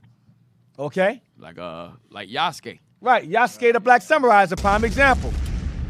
Persia, all right, Parthia. That's all I want. So we got hired to fight, we got hired in military because of Maccabees fame. Where we at? Verse 13. Yes, sir. Verse 13. Now when Saran, a prince of the army of Syria, heard say that Judas had gathered unto him a multitude and company of the faithful to go out with him to war. Stop. Now it says, now when Saran, a prince of the army of Syria. Now you may ask yourself, who the hell is Saran? Do you remember there was a certain movie that came out years ago? Very good movie. Long movie. Multiple chapters. And the main villain's name was Sauron. You know what that is? Lord of the Rings. Lord of the Rings. Damn. The main villain was Sauron. They cut his finger off. He became a giant eyeball. The whole movie, or whatever. Sauron. It's the same thing. They based that movie off the Battle of the Maccabees. I'm gonna prove it to y'all. Read on. He said, I will get me a name and honor in the kingdom, for I will go fight with Judas and them that are with him, who despise the king's commandment. So I'm going to get me a name, Sauron said, by fighting and killing Judas the Maccabees. Go ahead. So he made him ready to go up, and there went with him a mighty host of the ungodly to help him, and to be avenged of the children of Israel. Mm-hmm. And when he came near to the going up of Beth-horon, Judas went forth to meet him with a small company. Don't think there wasn't no Negroes in this battle with him, too. You had evil Jake on Sauron's army, too. Go ahead. Who, when they saw the host coming to meet them, said unto Judas, how shall we be able, being so few, to fight against so great a multitude and so strong, seeing we are ready to faint with fasting all this day? So his men said, oh, man, we've been fasting all day, and this army is massive compared to ours. How are we going to beat them, it said to Judas. Go ahead. Unto whom Judas answered, it is no hard matter for many to be shut up in the hands of a few. Shut up means killed. It's not hard for many to be killed or killed by a few. Go ahead. And with the God of heaven, it is all one. When it comes to God, it's all the same. It's all one the same. No matter how many there are, one can kill thousands. Go ahead. To deliver with a great host or a small company. Right, go ahead. For the victory of the battle standeth not in the multitude of a host. The victory of battle doesn't stand in how many men you have. Go ahead. But strength cometh from heaven. But strength comes from God. Judas Maccabees, when he fought hundreds of thousands at a time with a few thousand on his own. We're talking about 150,000 men versus 3,000, and he's beaten, and they're all whipping ass and not dying. That's impossible. Those are impossible odds. That's crazy. 3,000 men versus 100,000, 40,000, 60,000. Skilled, experienced soldiers, and they're all winning, and no one dies. Everyone comes home to their families. That's of God. That's not natural. It's just not. Most of the men that was fighting with Judah was farmers. Yeah, they weren't even experienced in fighting. Warriors, yeah. Read on. They come against us in much pride and iniquity to destroy us, and our wives and children, and to spoil us. But we fight for our lives and our laws. Go ahead. Wherefore the Lord himself will overthrow them before our faces. And as for you, be ye not afraid of them. Don't be afraid of them. We're going to be all right. Go ahead. Now as soon as he had left off speaking, he leapt suddenly upon them. And so Sauron and his hosts were overthrown before him.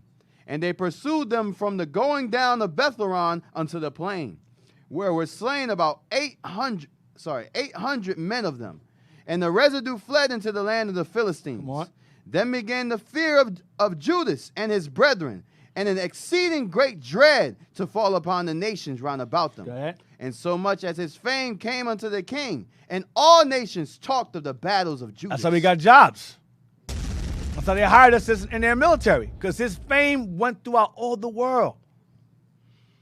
And guess what? These men that fought with Judas, they had kids. They said, your father fought with Judas and them? You're hired. Instant job, instant.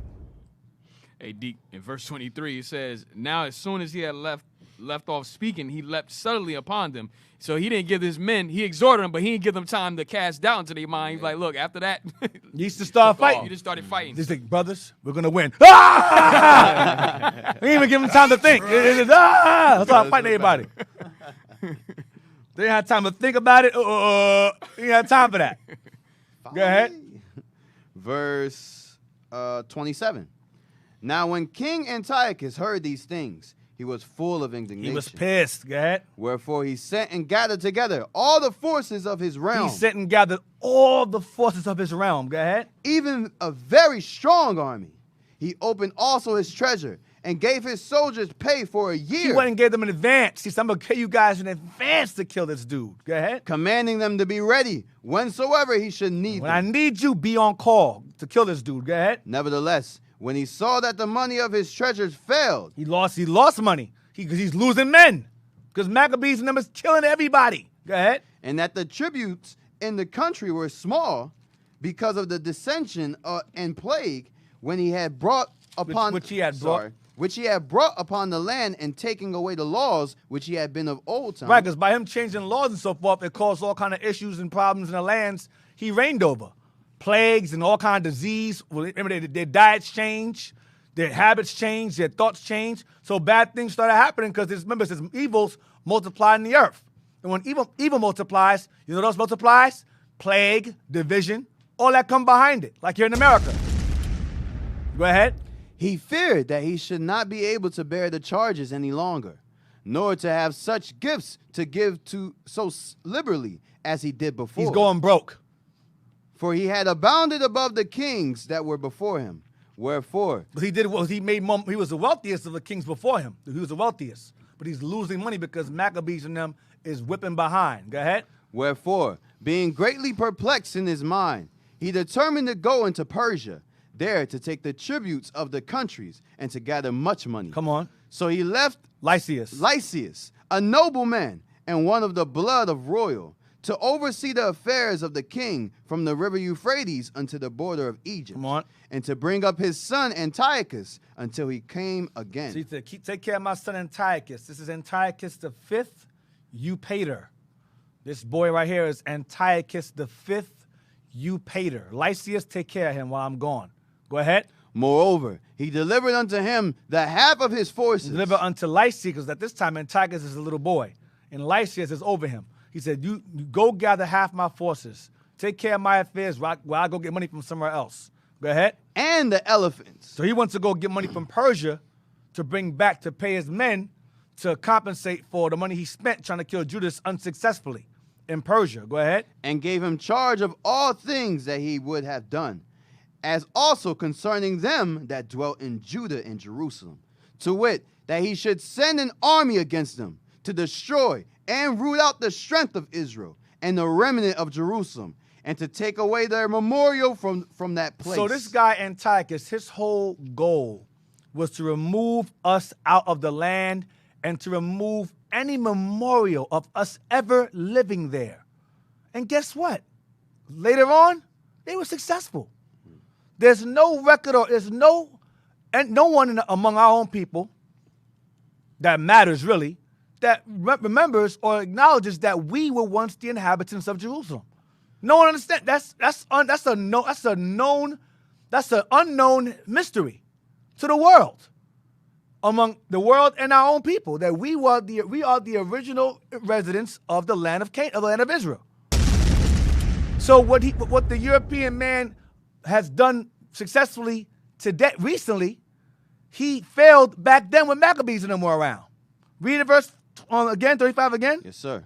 To wit, that he should send an army against them to destroy and root out the strength of Israel and the remnant of Jerusalem, and to take away the memorial from that place. And they eventually in time were successful in that. To take away our memorial from that place. Go ahead. And that he should place strangers in all their quarters and divide their land by lots. Ain't that what happened now?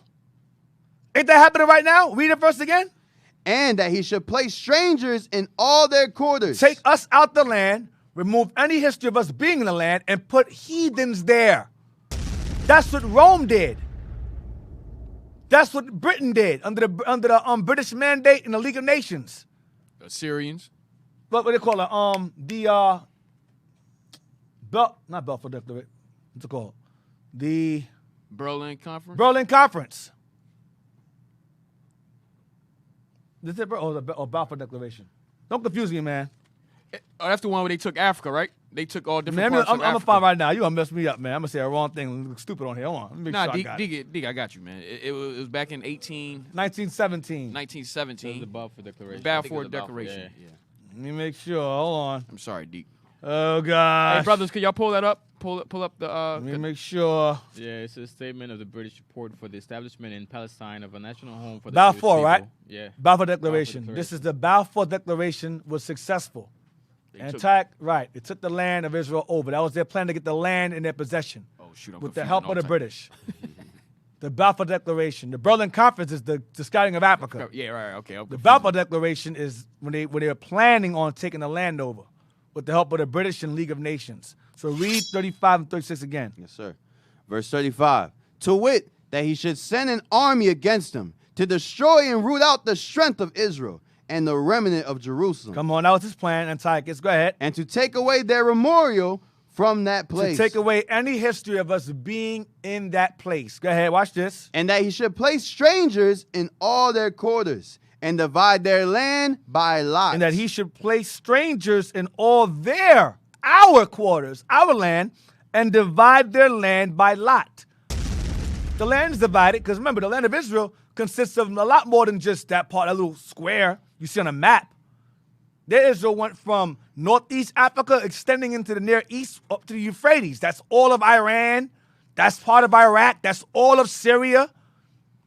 That's all Israel there. That's a whole bunch of nations living in Syria, Iran, Iraq, and Palestine. In northeast Africa. That's our land.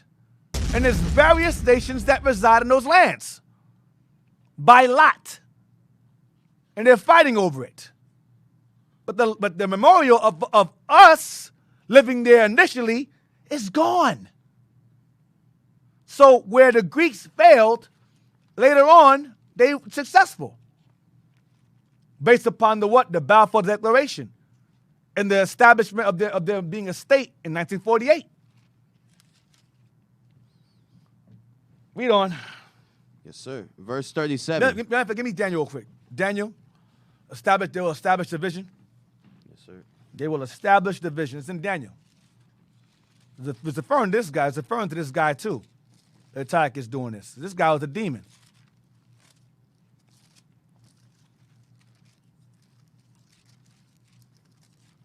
Daniel 8?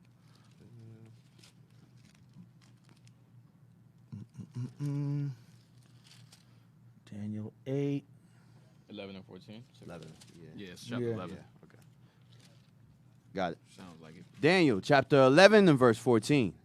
And in those times there shall many stand up against the king of the south. Also the robbers of thy people. The what? The robbers of thy people shall exalt themselves to establish the vision. Right. That's they took our land and established what's the vision? That they're the rightful inheritors of that land. And removing any memorial of us being there. I'll give you a prime example. This is common with the nations. When you watch a movie 300, Leonidas is like, Xerxes told Leonidas, I'm going to remove you from the parchments so that the world never knew you existed. I'm going to erase your existence for defying me. When you watch the movie, he promised him that. I'm going to remove you from the parchments. I'm going to burn your whole record of your existence around so no one knows that you existed. That was common in practice among the nations of doing that. Hold on. Give me where it says dark sentences. Chapter 9. Yes, sir. chapter 8. Daniel chapter 8. I know it's 8, yeah. And verse 23.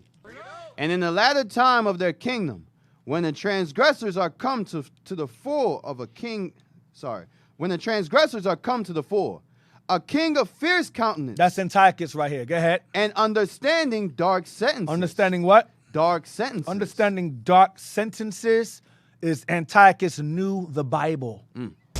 He was studying it. He knew what our weakness was, what our strengths were. That's why he's the one that passed that law saying, make these guys Greeks. Make everyone one people. Because these guys, when they serve their God and keep these laws of theirs, they're a problem to us. Defile their temple. Once you defile their temple, that disconnects them from their God. Keep them uncircumcised, make them eat pork, and then, over time, take their land over. And because this guy, Judas, wants to be a Judaizer, will kill him and then remove them from the land entirely, put heathens there, and no one will ever know they existed. That same mindset, that same evil is practiced by his descendants today. Right, they trying to disconnect us from the Bible now. Even now. In the schools, this critical race theory thing, the 1619 project. Because they understand dark sentences means the Bible. They understand the Bible. He knew that. That's why when he passed that law of Hellenizing people, it affected other nations, but the target was us. Critical race theory, where they say don't pass laws that protect discomfort, that's not to protect Asian people. Because the white folks went over there and destroyed China. They dropped the bomb on Japan. No, Asians, so they're not referring to them. They're referring to black folks shaming white folks. That law is a law to assist in abolishing white guilt. That's what it is. That law they passed is a law to abolish white guilt, to keep white folks from feeling guilty about what they did to us as a race. That's what that law is for. To read again, 23. Daniel chapter 8 and verse 23. And in the latter time of their kingdom, when the transgressors are come to the fore, a king of fierce countenance and understanding dark sentences shall stand up. Right, shall stand up. So that's going into Antiochus Epiphanes. This guy was diabolically genius and evil. Now let's go back to where we were at. First Maccabees. Verse 37. Yes, sir. First Maccabees, chapter 3 and verse 37. 35 again. Read 35 again. Verse 35. Let's sum it up. To wit, that he should send an army against them to destroy and root out the strength of Israel and the remnant of Jerusalem, and to take away the memorial from that place. Take away any remembrance of us living in that land. Go ahead.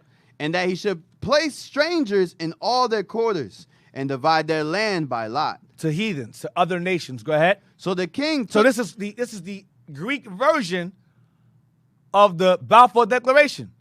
That's what this is. That's what you're reading. You're reading the ancient Greek version of the Balfour Declaration agenda. Damn. Read on.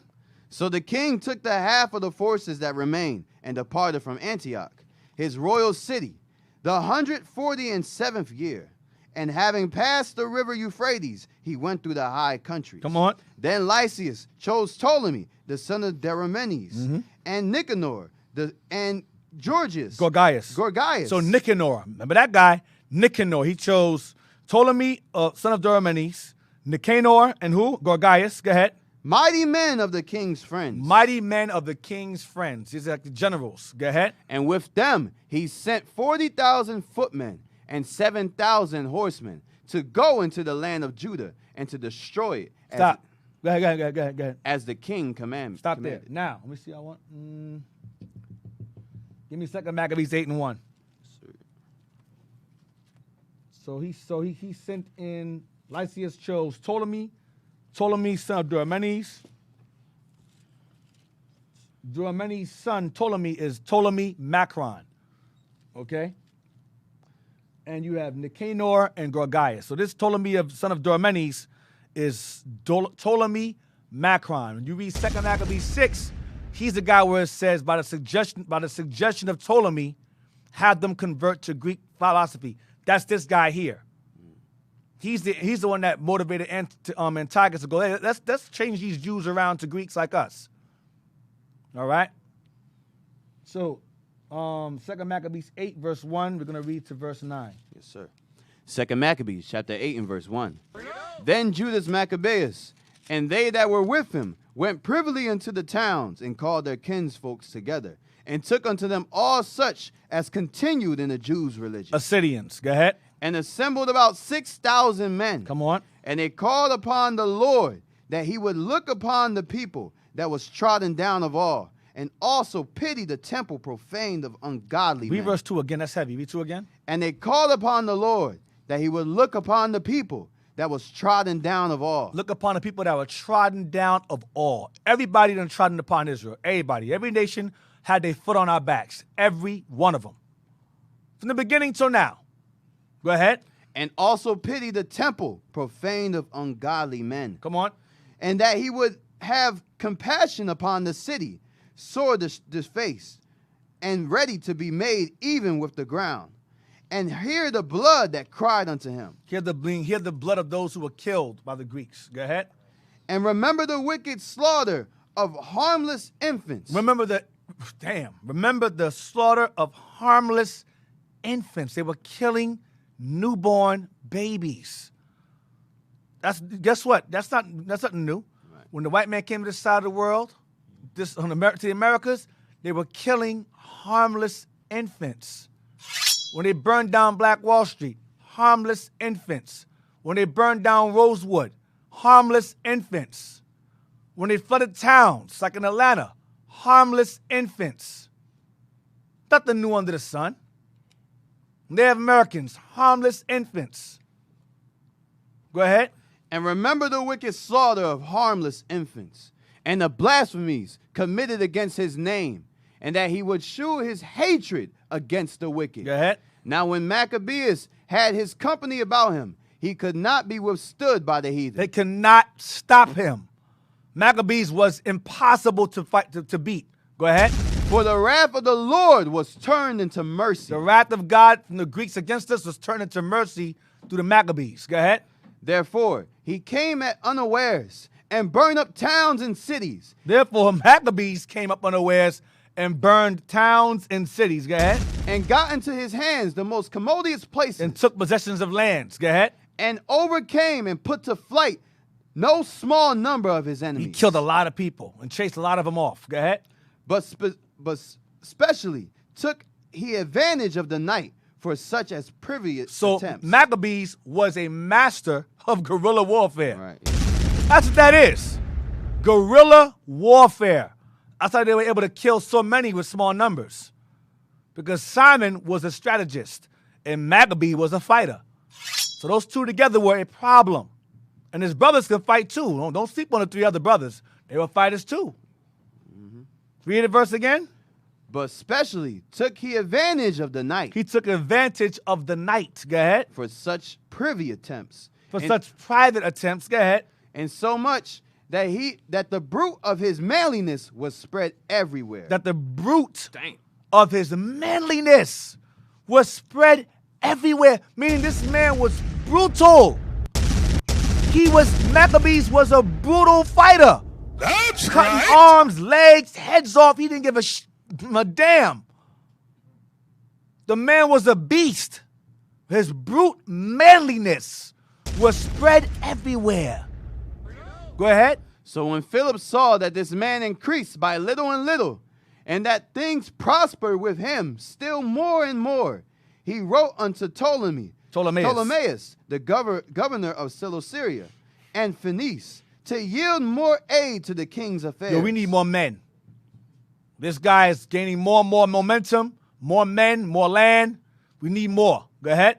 Then forthwith, choosing Nicanor. Choosing who? Choosing Nicanor. Choosing Nicanor. The son of Patroclus. Son of Patroclus. Go ahead. One of his special friends. And sent him with no fewer than 20,000 of all nations under him to root out the whole generation of the Jews. Damn.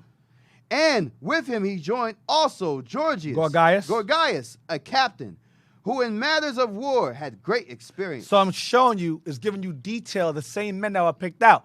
Ptolemaeus, Gorgias, and Nicanor. These men were skilled generals in war with experience. 20,000 in number of warriors and soldiers.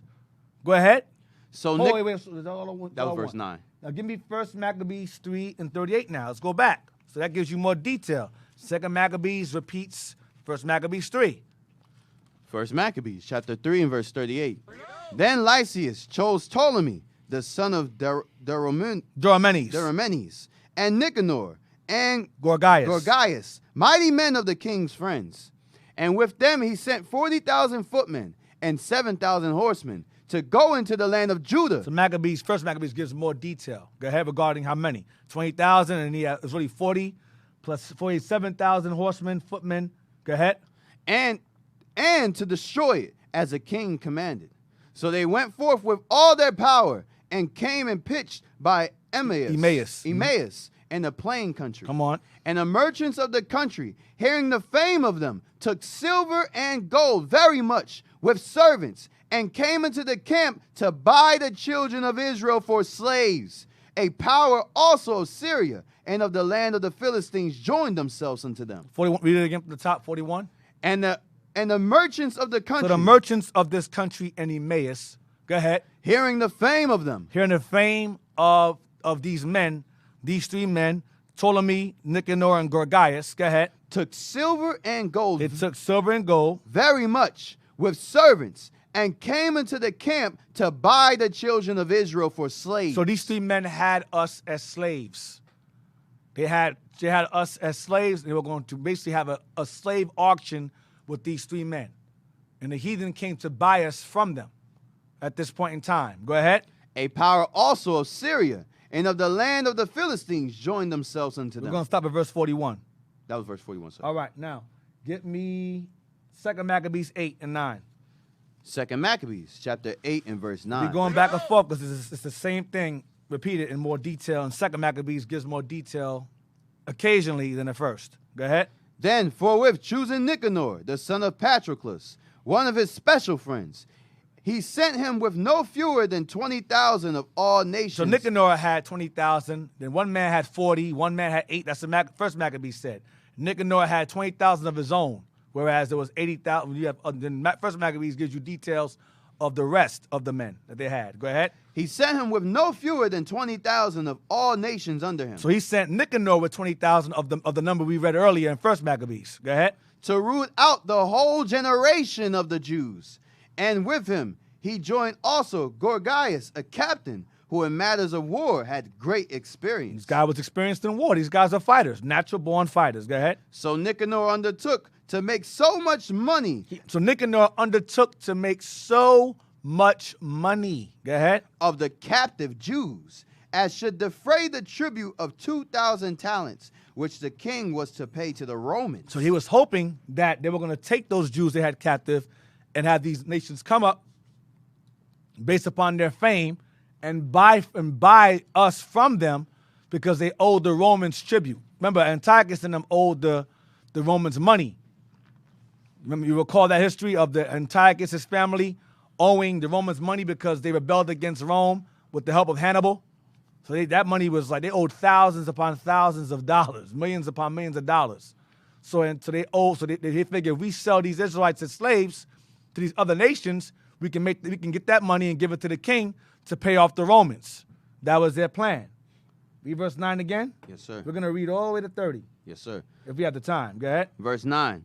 Then forthwith, choosing Nicanor, the son of Patroclus, one of his special friends, he sent him with no fewer than 20,000 of all nations under him, to root out the whole generation of the Jews. And with him he joined also Gorgias, a captain, who in matters of war had great experience.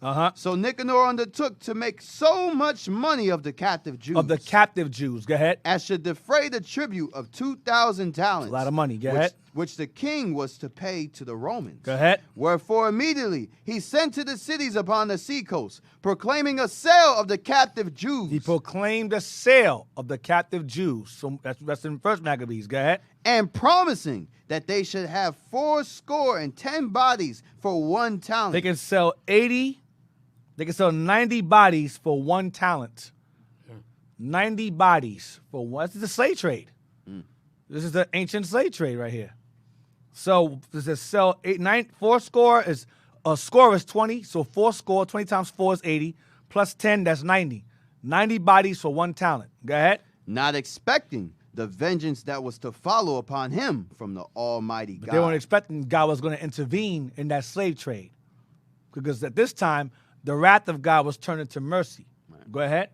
Now, when word was brought unto Judas of Nicanor's coming, and he had imparted unto those that were with him that the army was at hand, go ahead, that they were fearful and distrusted the justice of God, fled and conveyed themselves away. These are Jews that were afraid. Go ahead. Others sold all that they had left.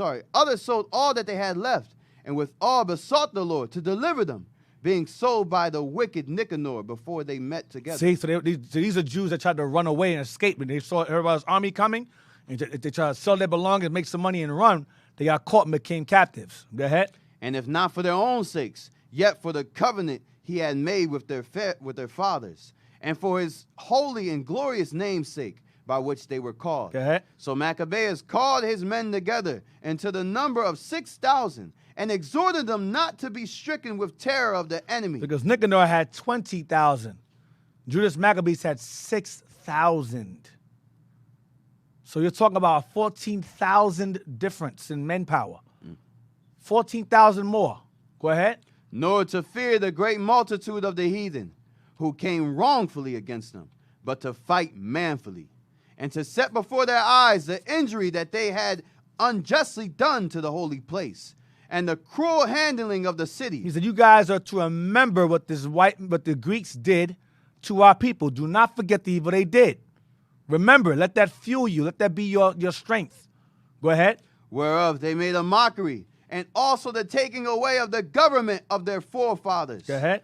For the government is our laws, our leaders. Go ahead. For they, said he, trust in their weapons and boldness. He said, Judas said, these guys trust in their weapons and their boldness. Go ahead. But our confidence is in the Almighty God, who at a beck can cast down both them that come against us and also all the world. Damn. He said that God at a beck, at a call, can cast down all these men in the world itself if he wanted to. Go ahead. Moreover, he recounted unto them what helps their forefathers had found, and how they were delivered. Watch this. When under Sennacherib, 185,000 perished. Remember the time when under King Hezekiah, angel came and killed 185,000 of his men. They ain't even have to fight them. One angel came and killed 185,000 of his military without lifting a sword. In one night. That's right. So don't worry about these guys. Go ahead. And he told them of the battle that they had in Babylon with the Galatians, how they came but 8,000 in all to the business, with 4,000 Macedonians, and that the Macedonians being perplexed, the 8,000 destroyed and 120,000 because of the help that they had from heaven, and so received a great booty. Right, great wealth. Go ahead. Thus, when he had made them bold with these words, and ready to die for the laws and the country, he divided his army into 4 parts. Come on, watch this. And joined with himself his own brethren, his brothers, leaders of each band, to wit, Simon, his brother, and Joseph, and Jonathan, other brother, giving each one 1,500 men. Go ahead. He appointed Eleazar to read the holy book. He had Eleazar to read the holy book. Go ahead. And when he had given them this watchword, the help of God, himself leading the first band, he joined battle with Nicanor. So all of them had a job. They were divided into bands, and all of them had a job to do. Eleazar was the reader to exhort the men, and you had other bands. It says the leaders of each band. All right, go ahead. And by the help of the Almighty. That's called unity. That's called organization. Structure. Rank. Right. That's rank. That's why Judas went first. That's rank. Go ahead. And by the help of the Almighty, they slew above 9,000 of their enemies, and wounded and maimed the most part of Nicanor's hosts, and so put all to flight. 6,000 men killed 9,000 men. 6,000 men killed 9. Go ahead. And took their money that came to buy them and pursued And them took far. and took the money of the customers that came to buy their brethren in the slave trade.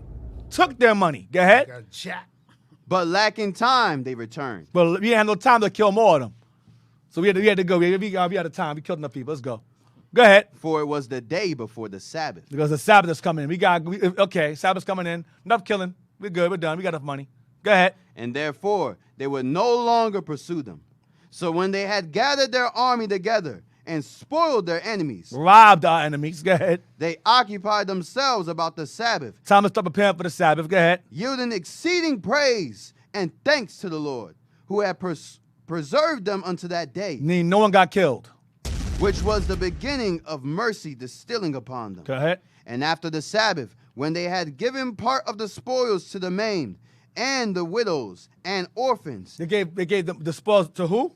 the maimed, They gave the spoils of those who lost arms, legs, feet, hands. That's called workers' compensation. They gave them workers' compensation. So Jewish Maccabees and them, these guys, we were wealthy. We going to war, killing these heathens and taking their money. We had wealth. We amassed wealth. So you start paying his men. You lost your arm, lost your leg, here's the money. Workers paid. If the woman lost her husband in the war, we took care of the women. Took care of their children. Go ahead. And after the Sabbath, when they had given part of the spoils to the maimed, and the widows, and the orphans, what? And the widows. Those who lost husbands. So those who did get killed, who did die in battle, he took care of their families. Go ahead. And orphans. And those who lost their fathers. He took care of their children. Go ahead. The residue they divided among themselves. And whatever was left over after taking care of everybody else, they gave to themselves. Go ahead, because they put their people first. That's what that means. Go ahead. And their servants. And their servants. Go ahead. When this was done, and they had made a common supplication, they besought the merciful Lord to be reconciled with his servants forever. Moreover, of those that were with Timotheus and Bacchides. With who? Bacchides. No, read again. Moreover, of those that were with Timotheus. Right, Timotheus, go ahead. And Bacchides. And Bacchides. So keep those names in mind. Timotheus and Bacchides, go ahead. Who fought against them. Who fought against us. They slew above 20,000 and very easily got high in strongholds. Damn. And divided among themselves many spoils more, and made the maimed, orphan, widows, yea, and the aged also, equal in spoils with themselves. Everybody was getting paid. Everybody was making money. That's right. Nobody was poor in the Maccabees and them. Everybody was eating good, living good. The maimed, the orphans, the old, everybody was eating good. Whipping heathen ass all over the place. Spoils themselves. Go ahead. Verse 31. And when they had gathered their armor. Hold on, stop there. Yes, sir. So give me First Maccabees 3. What time is it? 3:18. 3:18. All right, give me First Maccabees 3. 41. First Maccabees chapter 3 and verse 41. And when the merchants of the country, hearing the fame of them, took silver and gold very much with servants, and came into the camp to buy the children of Israel. I remember this. For slaves. Yep, to make that money. Go ahead. For the Romans, to sell slaves 90 for a talent to pay the Romans. Remember that? Go ahead. A power also of Syria and of the land of the Philistines joined themselves unto them. Now when Judas and his brethren saw that miseries were multiplied, and that the forces did encamp themselves in their border, for they knew how the king had given commandment to destroy the people and utterly abolish them, they said one to another, let us restore the decayed estate of our people, and let us fight for our people and the sanctuary. Then was the congregation gathered together, that they might be ready for battle, and that they might pray and ask mercy and compassion. Go ahead. Now Jerusalem lay void as a wilderness. There was none of her children that went in or out. What verse you in? Verse 45. Come on. The sanctuary also was trodden down, and aliens kept the stronghold. The heathen had their habitation in that place, and joy was taken from Jacob, and the pipe with the harp ceased. Come on. Wherefore the Israelites assembled themselves together, and came to Maspha over against Jerusalem, For in Masphah was the place where they profaned off Where they prayed aforetime. Sorry, where they prayed aforetime in Israel. Come on. Then they fasted that day and put on sackcloth and cast ashes upon their heads and rent their clothes. Come on. And laid open the book of the law, wherein the heathen had sought to paint the likeness of their images. So they opened up. They found our Bibles, and they opened the books and found that the Greeks had painted themselves in place of our fathers in our Bibles. You know what this is called? This is called whitewashing. This is called iconoclasm, image breaking. That's what they were doing. Okay? You got that image, that article about Antiochus entering into the temple? Share something real quick. When Antiochus entered into the temple, because God allowed him to, because normally he wouldn't have been killed immediately for doing that.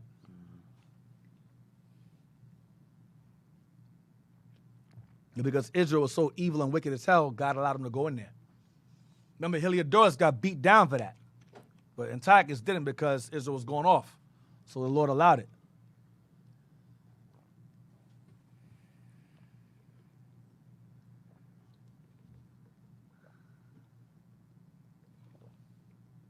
It's going to take a little bit to find it deep. I'll pull it up. I'm pull it up, though. So I'm going to show y'all that we had the pictures of our fathers in our Bibles. Okay? We have pictures of our fathers in our Bibles, and the Greeks took it upon themselves to whitewash those images. That's the give me Job 9:24. Yes, sir. All right, here we go. Give me Job 9:24 real quick to give you an example. When you go like in New York, they have a statue of Moses in New York, and that statue is a white man. Okay, it's a statue of a white man. I think if you go like around the city hall in the Bronx of New York, around Yankee Stadium, there's a whole bunch of court buildings. There's a bunch of court buildings all over the place in the Bronx. Those of y'all from New York know what I'm talking about. You go to the court buildings in New York and the Bronx, there's a bunch of statues and so forth, and they have a statue of Moses holding the commandments, and it's a white dude. Okay? So I want to share something real quick. Job. Share something real quick. Job 9:24, read that. Sir. The book of Job, chapter 9, verse 24. The earth is given into the hand of the wicked. The earth itself is given into the hands of the wicked. By God himself, God gave this world into the hands of the wicked, which means Edom. Go ahead. He covereth the faces of the judges thereof. And the wicked whom he gave this world into the hands of, they cover the faces of the judges thereof. How? With paint. When they whitewashed the images of our forefathers, the prophets, the angels, God himself, Adam, the sisters, Mary, Phoebe. Okay, read on. If he's not covering the faces of the judges or whitewashing them, go ahead. Where? And who is he? Then where and who's doing it? Who else could it be? Because Africans ain't doing it. Arabs are not doing it. Asians ain't doing it. If they're going to turn around and try to pass a law to keep us from talking about it, nah, I'll take jail time. Right. We'll just teach it in jail. Right. Then when we get out, they're gonna teach it today. They're gonna teach it again. It's not gonna stop. Right. It's never gonna stop. Get out. I'll be in prison. Shalom, Most High Christ bless, in jail with an orange suit on. Y'all want that? That's fine. God forbid, but hey, it is what it is. Well, it seems like that's what it's going to amount to after a while. It's going to come to that after a while, because they're not going to stop, and y'all know we ain't going to stop. That's right. Blow it up.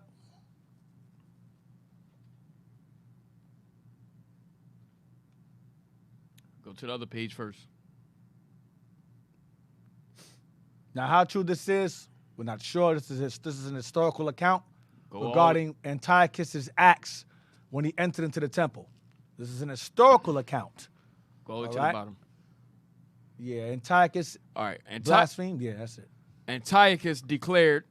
Next page. No, go to the top. Menelaus. All right. All the way to the top. Go down. No, go down. Menelaus, right there. Menelaus acted as guide in this spoliation of the temple. Right. So I want you to keep this in mind. Menelaus. Keep that name in mind. Menelaus. Go ahead. acted as guide in the spoilation of the temple. We'll get to that later on. Menelaus acted as a guide in the spoiling of the temple. Go ahead, profaning. Go ahead.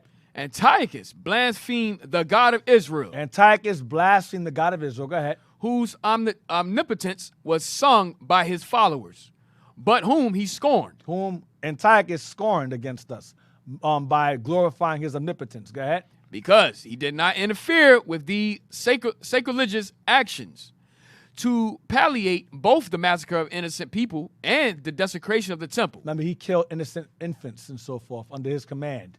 Go ahead. He invented a falsehood, He invented a falsehood. Go ahead. which long afterwards continued to bring Judaism into bad repute against all civilized nations. Right. So he spread this lie when he entered into the temple, what he saw. Certain things he saw. Go ahead. Antiochus declared, Antiochus said what? Watch this.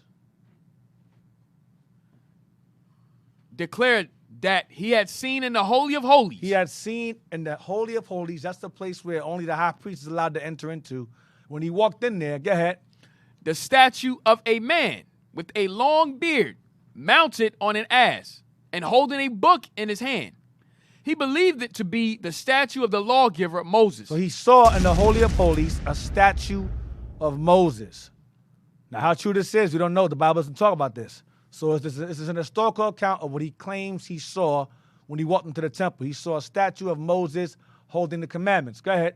Who had given the Judeans, Who had given us, the Judeans, what? inhuman, horrible laws to separate them from all other peoples. You see what he did? He said this Moses guy was holding up laws that were inhumane and horrible that separated us from all other people. Because remember, their whole thought was, those laws make you guys feel special, think you better than anybody. So if I remove those laws from you, then you're like everybody else. If I profane your temple, you're like everybody else. Because he understood what? Dark sentences. That's why he called it the Holy of Holies, because he knew what that was, because he read it. Go ahead. Amongst the Greeks and Romans, the rumor was spread that Amongst the Greeks and Romans, the rumor was spread. What? Go ahead, watch this. that Antiochus had found the head of an ass made of gold in the temple, which the Judeans venerated. Which we worship. That's a lie. Go ahead. And that consequently they worshipped asses. We worship donkeys, he's saying. Go ahead. And remember, we had animals, sculptures, and so forth in the temple. Remember, you read about that. The oxen and so forth. He said, oh, they worship these things. No, those are decorations. In the Bible, you know, the reason why, because they do it in their temple. Right, they do it in their temple. He said, you guys think you're better than us, Right. but you got the same things that we worship in your temple. Right. He's slandering us. So he's seen what he's seen, but he came out, he turned it into something else. Right. Yes, You guys getting on us for worshiping asses and donkeys, but you got asses and donkeys in your temple here.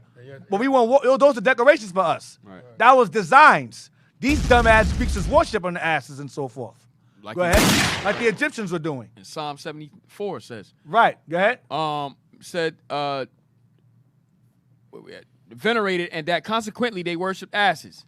Antiochus was probably the author of another horrible lie invented to blacken the Judeans. It was said that he had discovered lying in bed in the temple a Greek who entreated to be released, as the Judeans were in the habit of killing a Greek every year. Wow, we were sacrificing Greeks every year. That was his lie. Go ahead. And feeding on his intestines. We were eating them. Go ahead. Meanwhile, swearing hatred against all Greeks whom they were determined to destroy.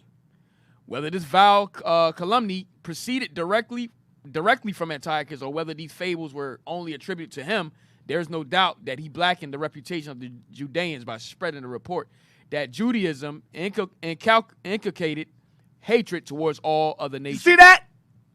He says Judaism is what created hatred towards all other nations. What did he call them? He called us a hate group. Right. Extremists. Black identity extremists. Antiochus labeled us a hate group based upon our laws. Boy, ain't no way, boy. Go ahead. This was the first fruit of the long-cherished wish to be associated with the Greeks. See that? Go ahead. A veil of grief was drawn over Jerusalem, and the house of Jacob was dishonored. You see, you can't make this up, man.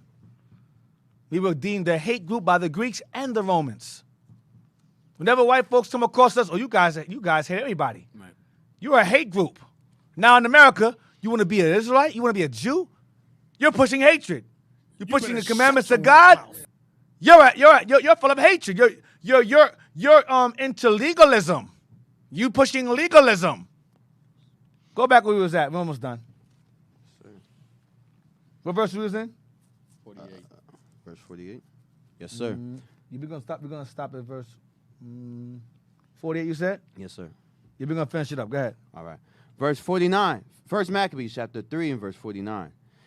Verse 48. And laid open the book of the law, wherein the heathen had sought to paint the likeness of their images. Right, they whitewashed our images in our Bibles. Go ahead. They brought also the priest's garments. Right, the example of that is the Sistine Chapel, the Last Supper, the sculptures of Moses I've seen in the courthouses and so forth. These are prime examples. Whitewashing of our ancient paintings, white Jesus movies, The Passion of Christ. That's an example. Go ahead.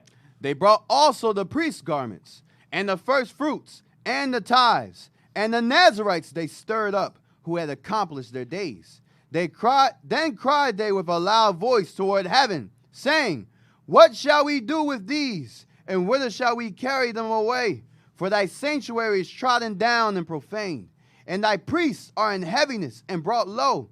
And lo, the heathen are assembled together against us to destroy us.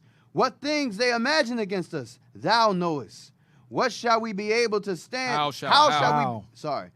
shall we be able to stand against them, except thou, O God, be our help? Then sounded they with trumpets and cried with a loud voice. And after this, Judas ordained captains over the people. He did what? Judas ordained captains over the people. He set up rank and order over the people. Go ahead. Even captains over thousands and over hundreds and over 50s and over 10s. Ranks. He set up rank. Go ahead. But as for such as were building houses or had betrothed wives. Just got married, newly married. Or were planting vineyards. Or were fearful. Cowardly. Those he commanded that they should return, every man to his own house according to the law. Come on. So the camp removed and pitched upon the south side of Emmaus. That's where the slave trade was going to be held. Go ahead. And Judas said, Arm yourselves and be valiant men, and see that ye be in readiness against the morning, that ye may fight with these nations that are assembled together against us to destroy us and our sanctuary. Come on. For it is better for us to die in the battle than to behold the calamities of our people and our sanctuary. Damn. Better for us to die in battle than to behold what we see regarding our people's affliction by these white folks. Go ahead. Nevertheless, as the will of God is in heaven, so let him do. Nevertheless, whatever God allows us to do, we do. So we're going to end it on that. We'll continue in chapter 4, Lord's will, next week, regarding the heroic acts of our forefathers, the Maccabees, the Hasmonean family. So hopefully you guys enjoyed. Shout outs to the IT team. Excellent job today. Shout outs to the breakfast team. Excellent food this morning. I'm stuffed. I keep drinking water because I keep burping every 5 seconds. All praises for that. All right. With that, and shout outs to y'all who asked questions regarding the class. Thank you for your focus and concentration and your questions. All right. Continue to do so. Announcements. Hey, Israel, let's give Deacon a hand for that class. All praise to the Most High. I know reading that history gets everybody hyped, so all praises. Israel, if you missed anything from the past classes that Deacon is going over, you can always go to Our Hidden History Radio on YouTube, all right? We have every single episode uploaded on that channel, okay? You can download them and rewatch them over and over again. Don't forget to donate to Our Hidden History on PayPal to iuic.philadelphia@israelunite.org. Once again, iuic.philadelphia@israelunite.org. And in the comment section, put OHH. Also, don't forget to subscribe to our other Philly channels, IUIC Philadelphia and IUIC Philadelphia in the Classroom, where we have many teachings from the deacon to the captains to the officers of IUIC Philly. All right? Also, let's not forget to subscribe to IUIC TV to get exclusive content from the bishops and the deacons, all right? Also, let's not neglect the Booster Club, IUIC.fundraising@israelunite.org. Once again, IUIC.fundraising@israelunite.org. donate to the Booster Club so we can send the prophets throughout the whole world to preach this gospel. All right. Hey, those of y'all who have access to me on certain social platforms, do not ask me questions regarding the class. Go back and watch the videos. Don't ask me who Antiochus Epiphanes is in a social platform. You can just go back and watch the videos. That gets on my nerves. Please don't do that. Go ahead. I'm sorry. Go ahead. That's it, Deacon. All praises. All right. So hope you guys enjoyed the class. Lords will see y'all next week for another episode of our Hidden History Radio. Until then, shalom. Watch the class again. Most High in Christ bless. Shalom. Most High in Christ bless. Shalom. Most High in Christ bless.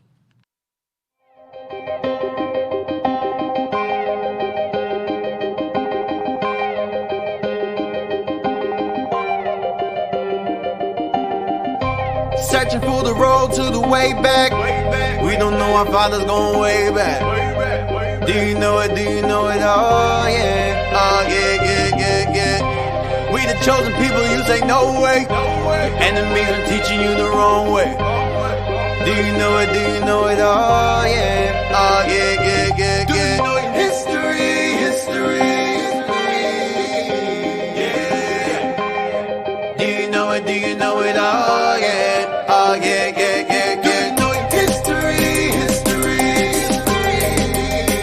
Yeah. Do you know it? Do you know it? Oh yeah. Oh yeah. Do you know it? Tell me, do you know it? Do you know it? Tell me, do you know it? Do you know it? Tell me, do you know it? Do you know it? Tell me, do you know it? Do you know it? Tell me, do you know it? Do you know it? Tell me, do you know it? Do you know it? Tell me, do you know it? Do you know it? Tell me, do you know it? History. Now we going back, Peter on my back for sure. When I let the truth go, we gon' let them know. My people on my back for sure. I hold them down for the road. The Lord Almighty made me. Laws I got, they changed me. We can see the truth now. I got them looking crazy. Man, I'm always searching. Yeah, I'm searching. You hear me, boy, I'm searching. You hear me, boy, I'm searching. You hear me, boy, I'm searching. Yeah. Searching for the road to the way back. We don't know our father's going way back. Do you know it? Do you know it? Oh yeah. Oh yeah. We the chosen people, you say no way. Enemies been teaching you the wrong way. Do you know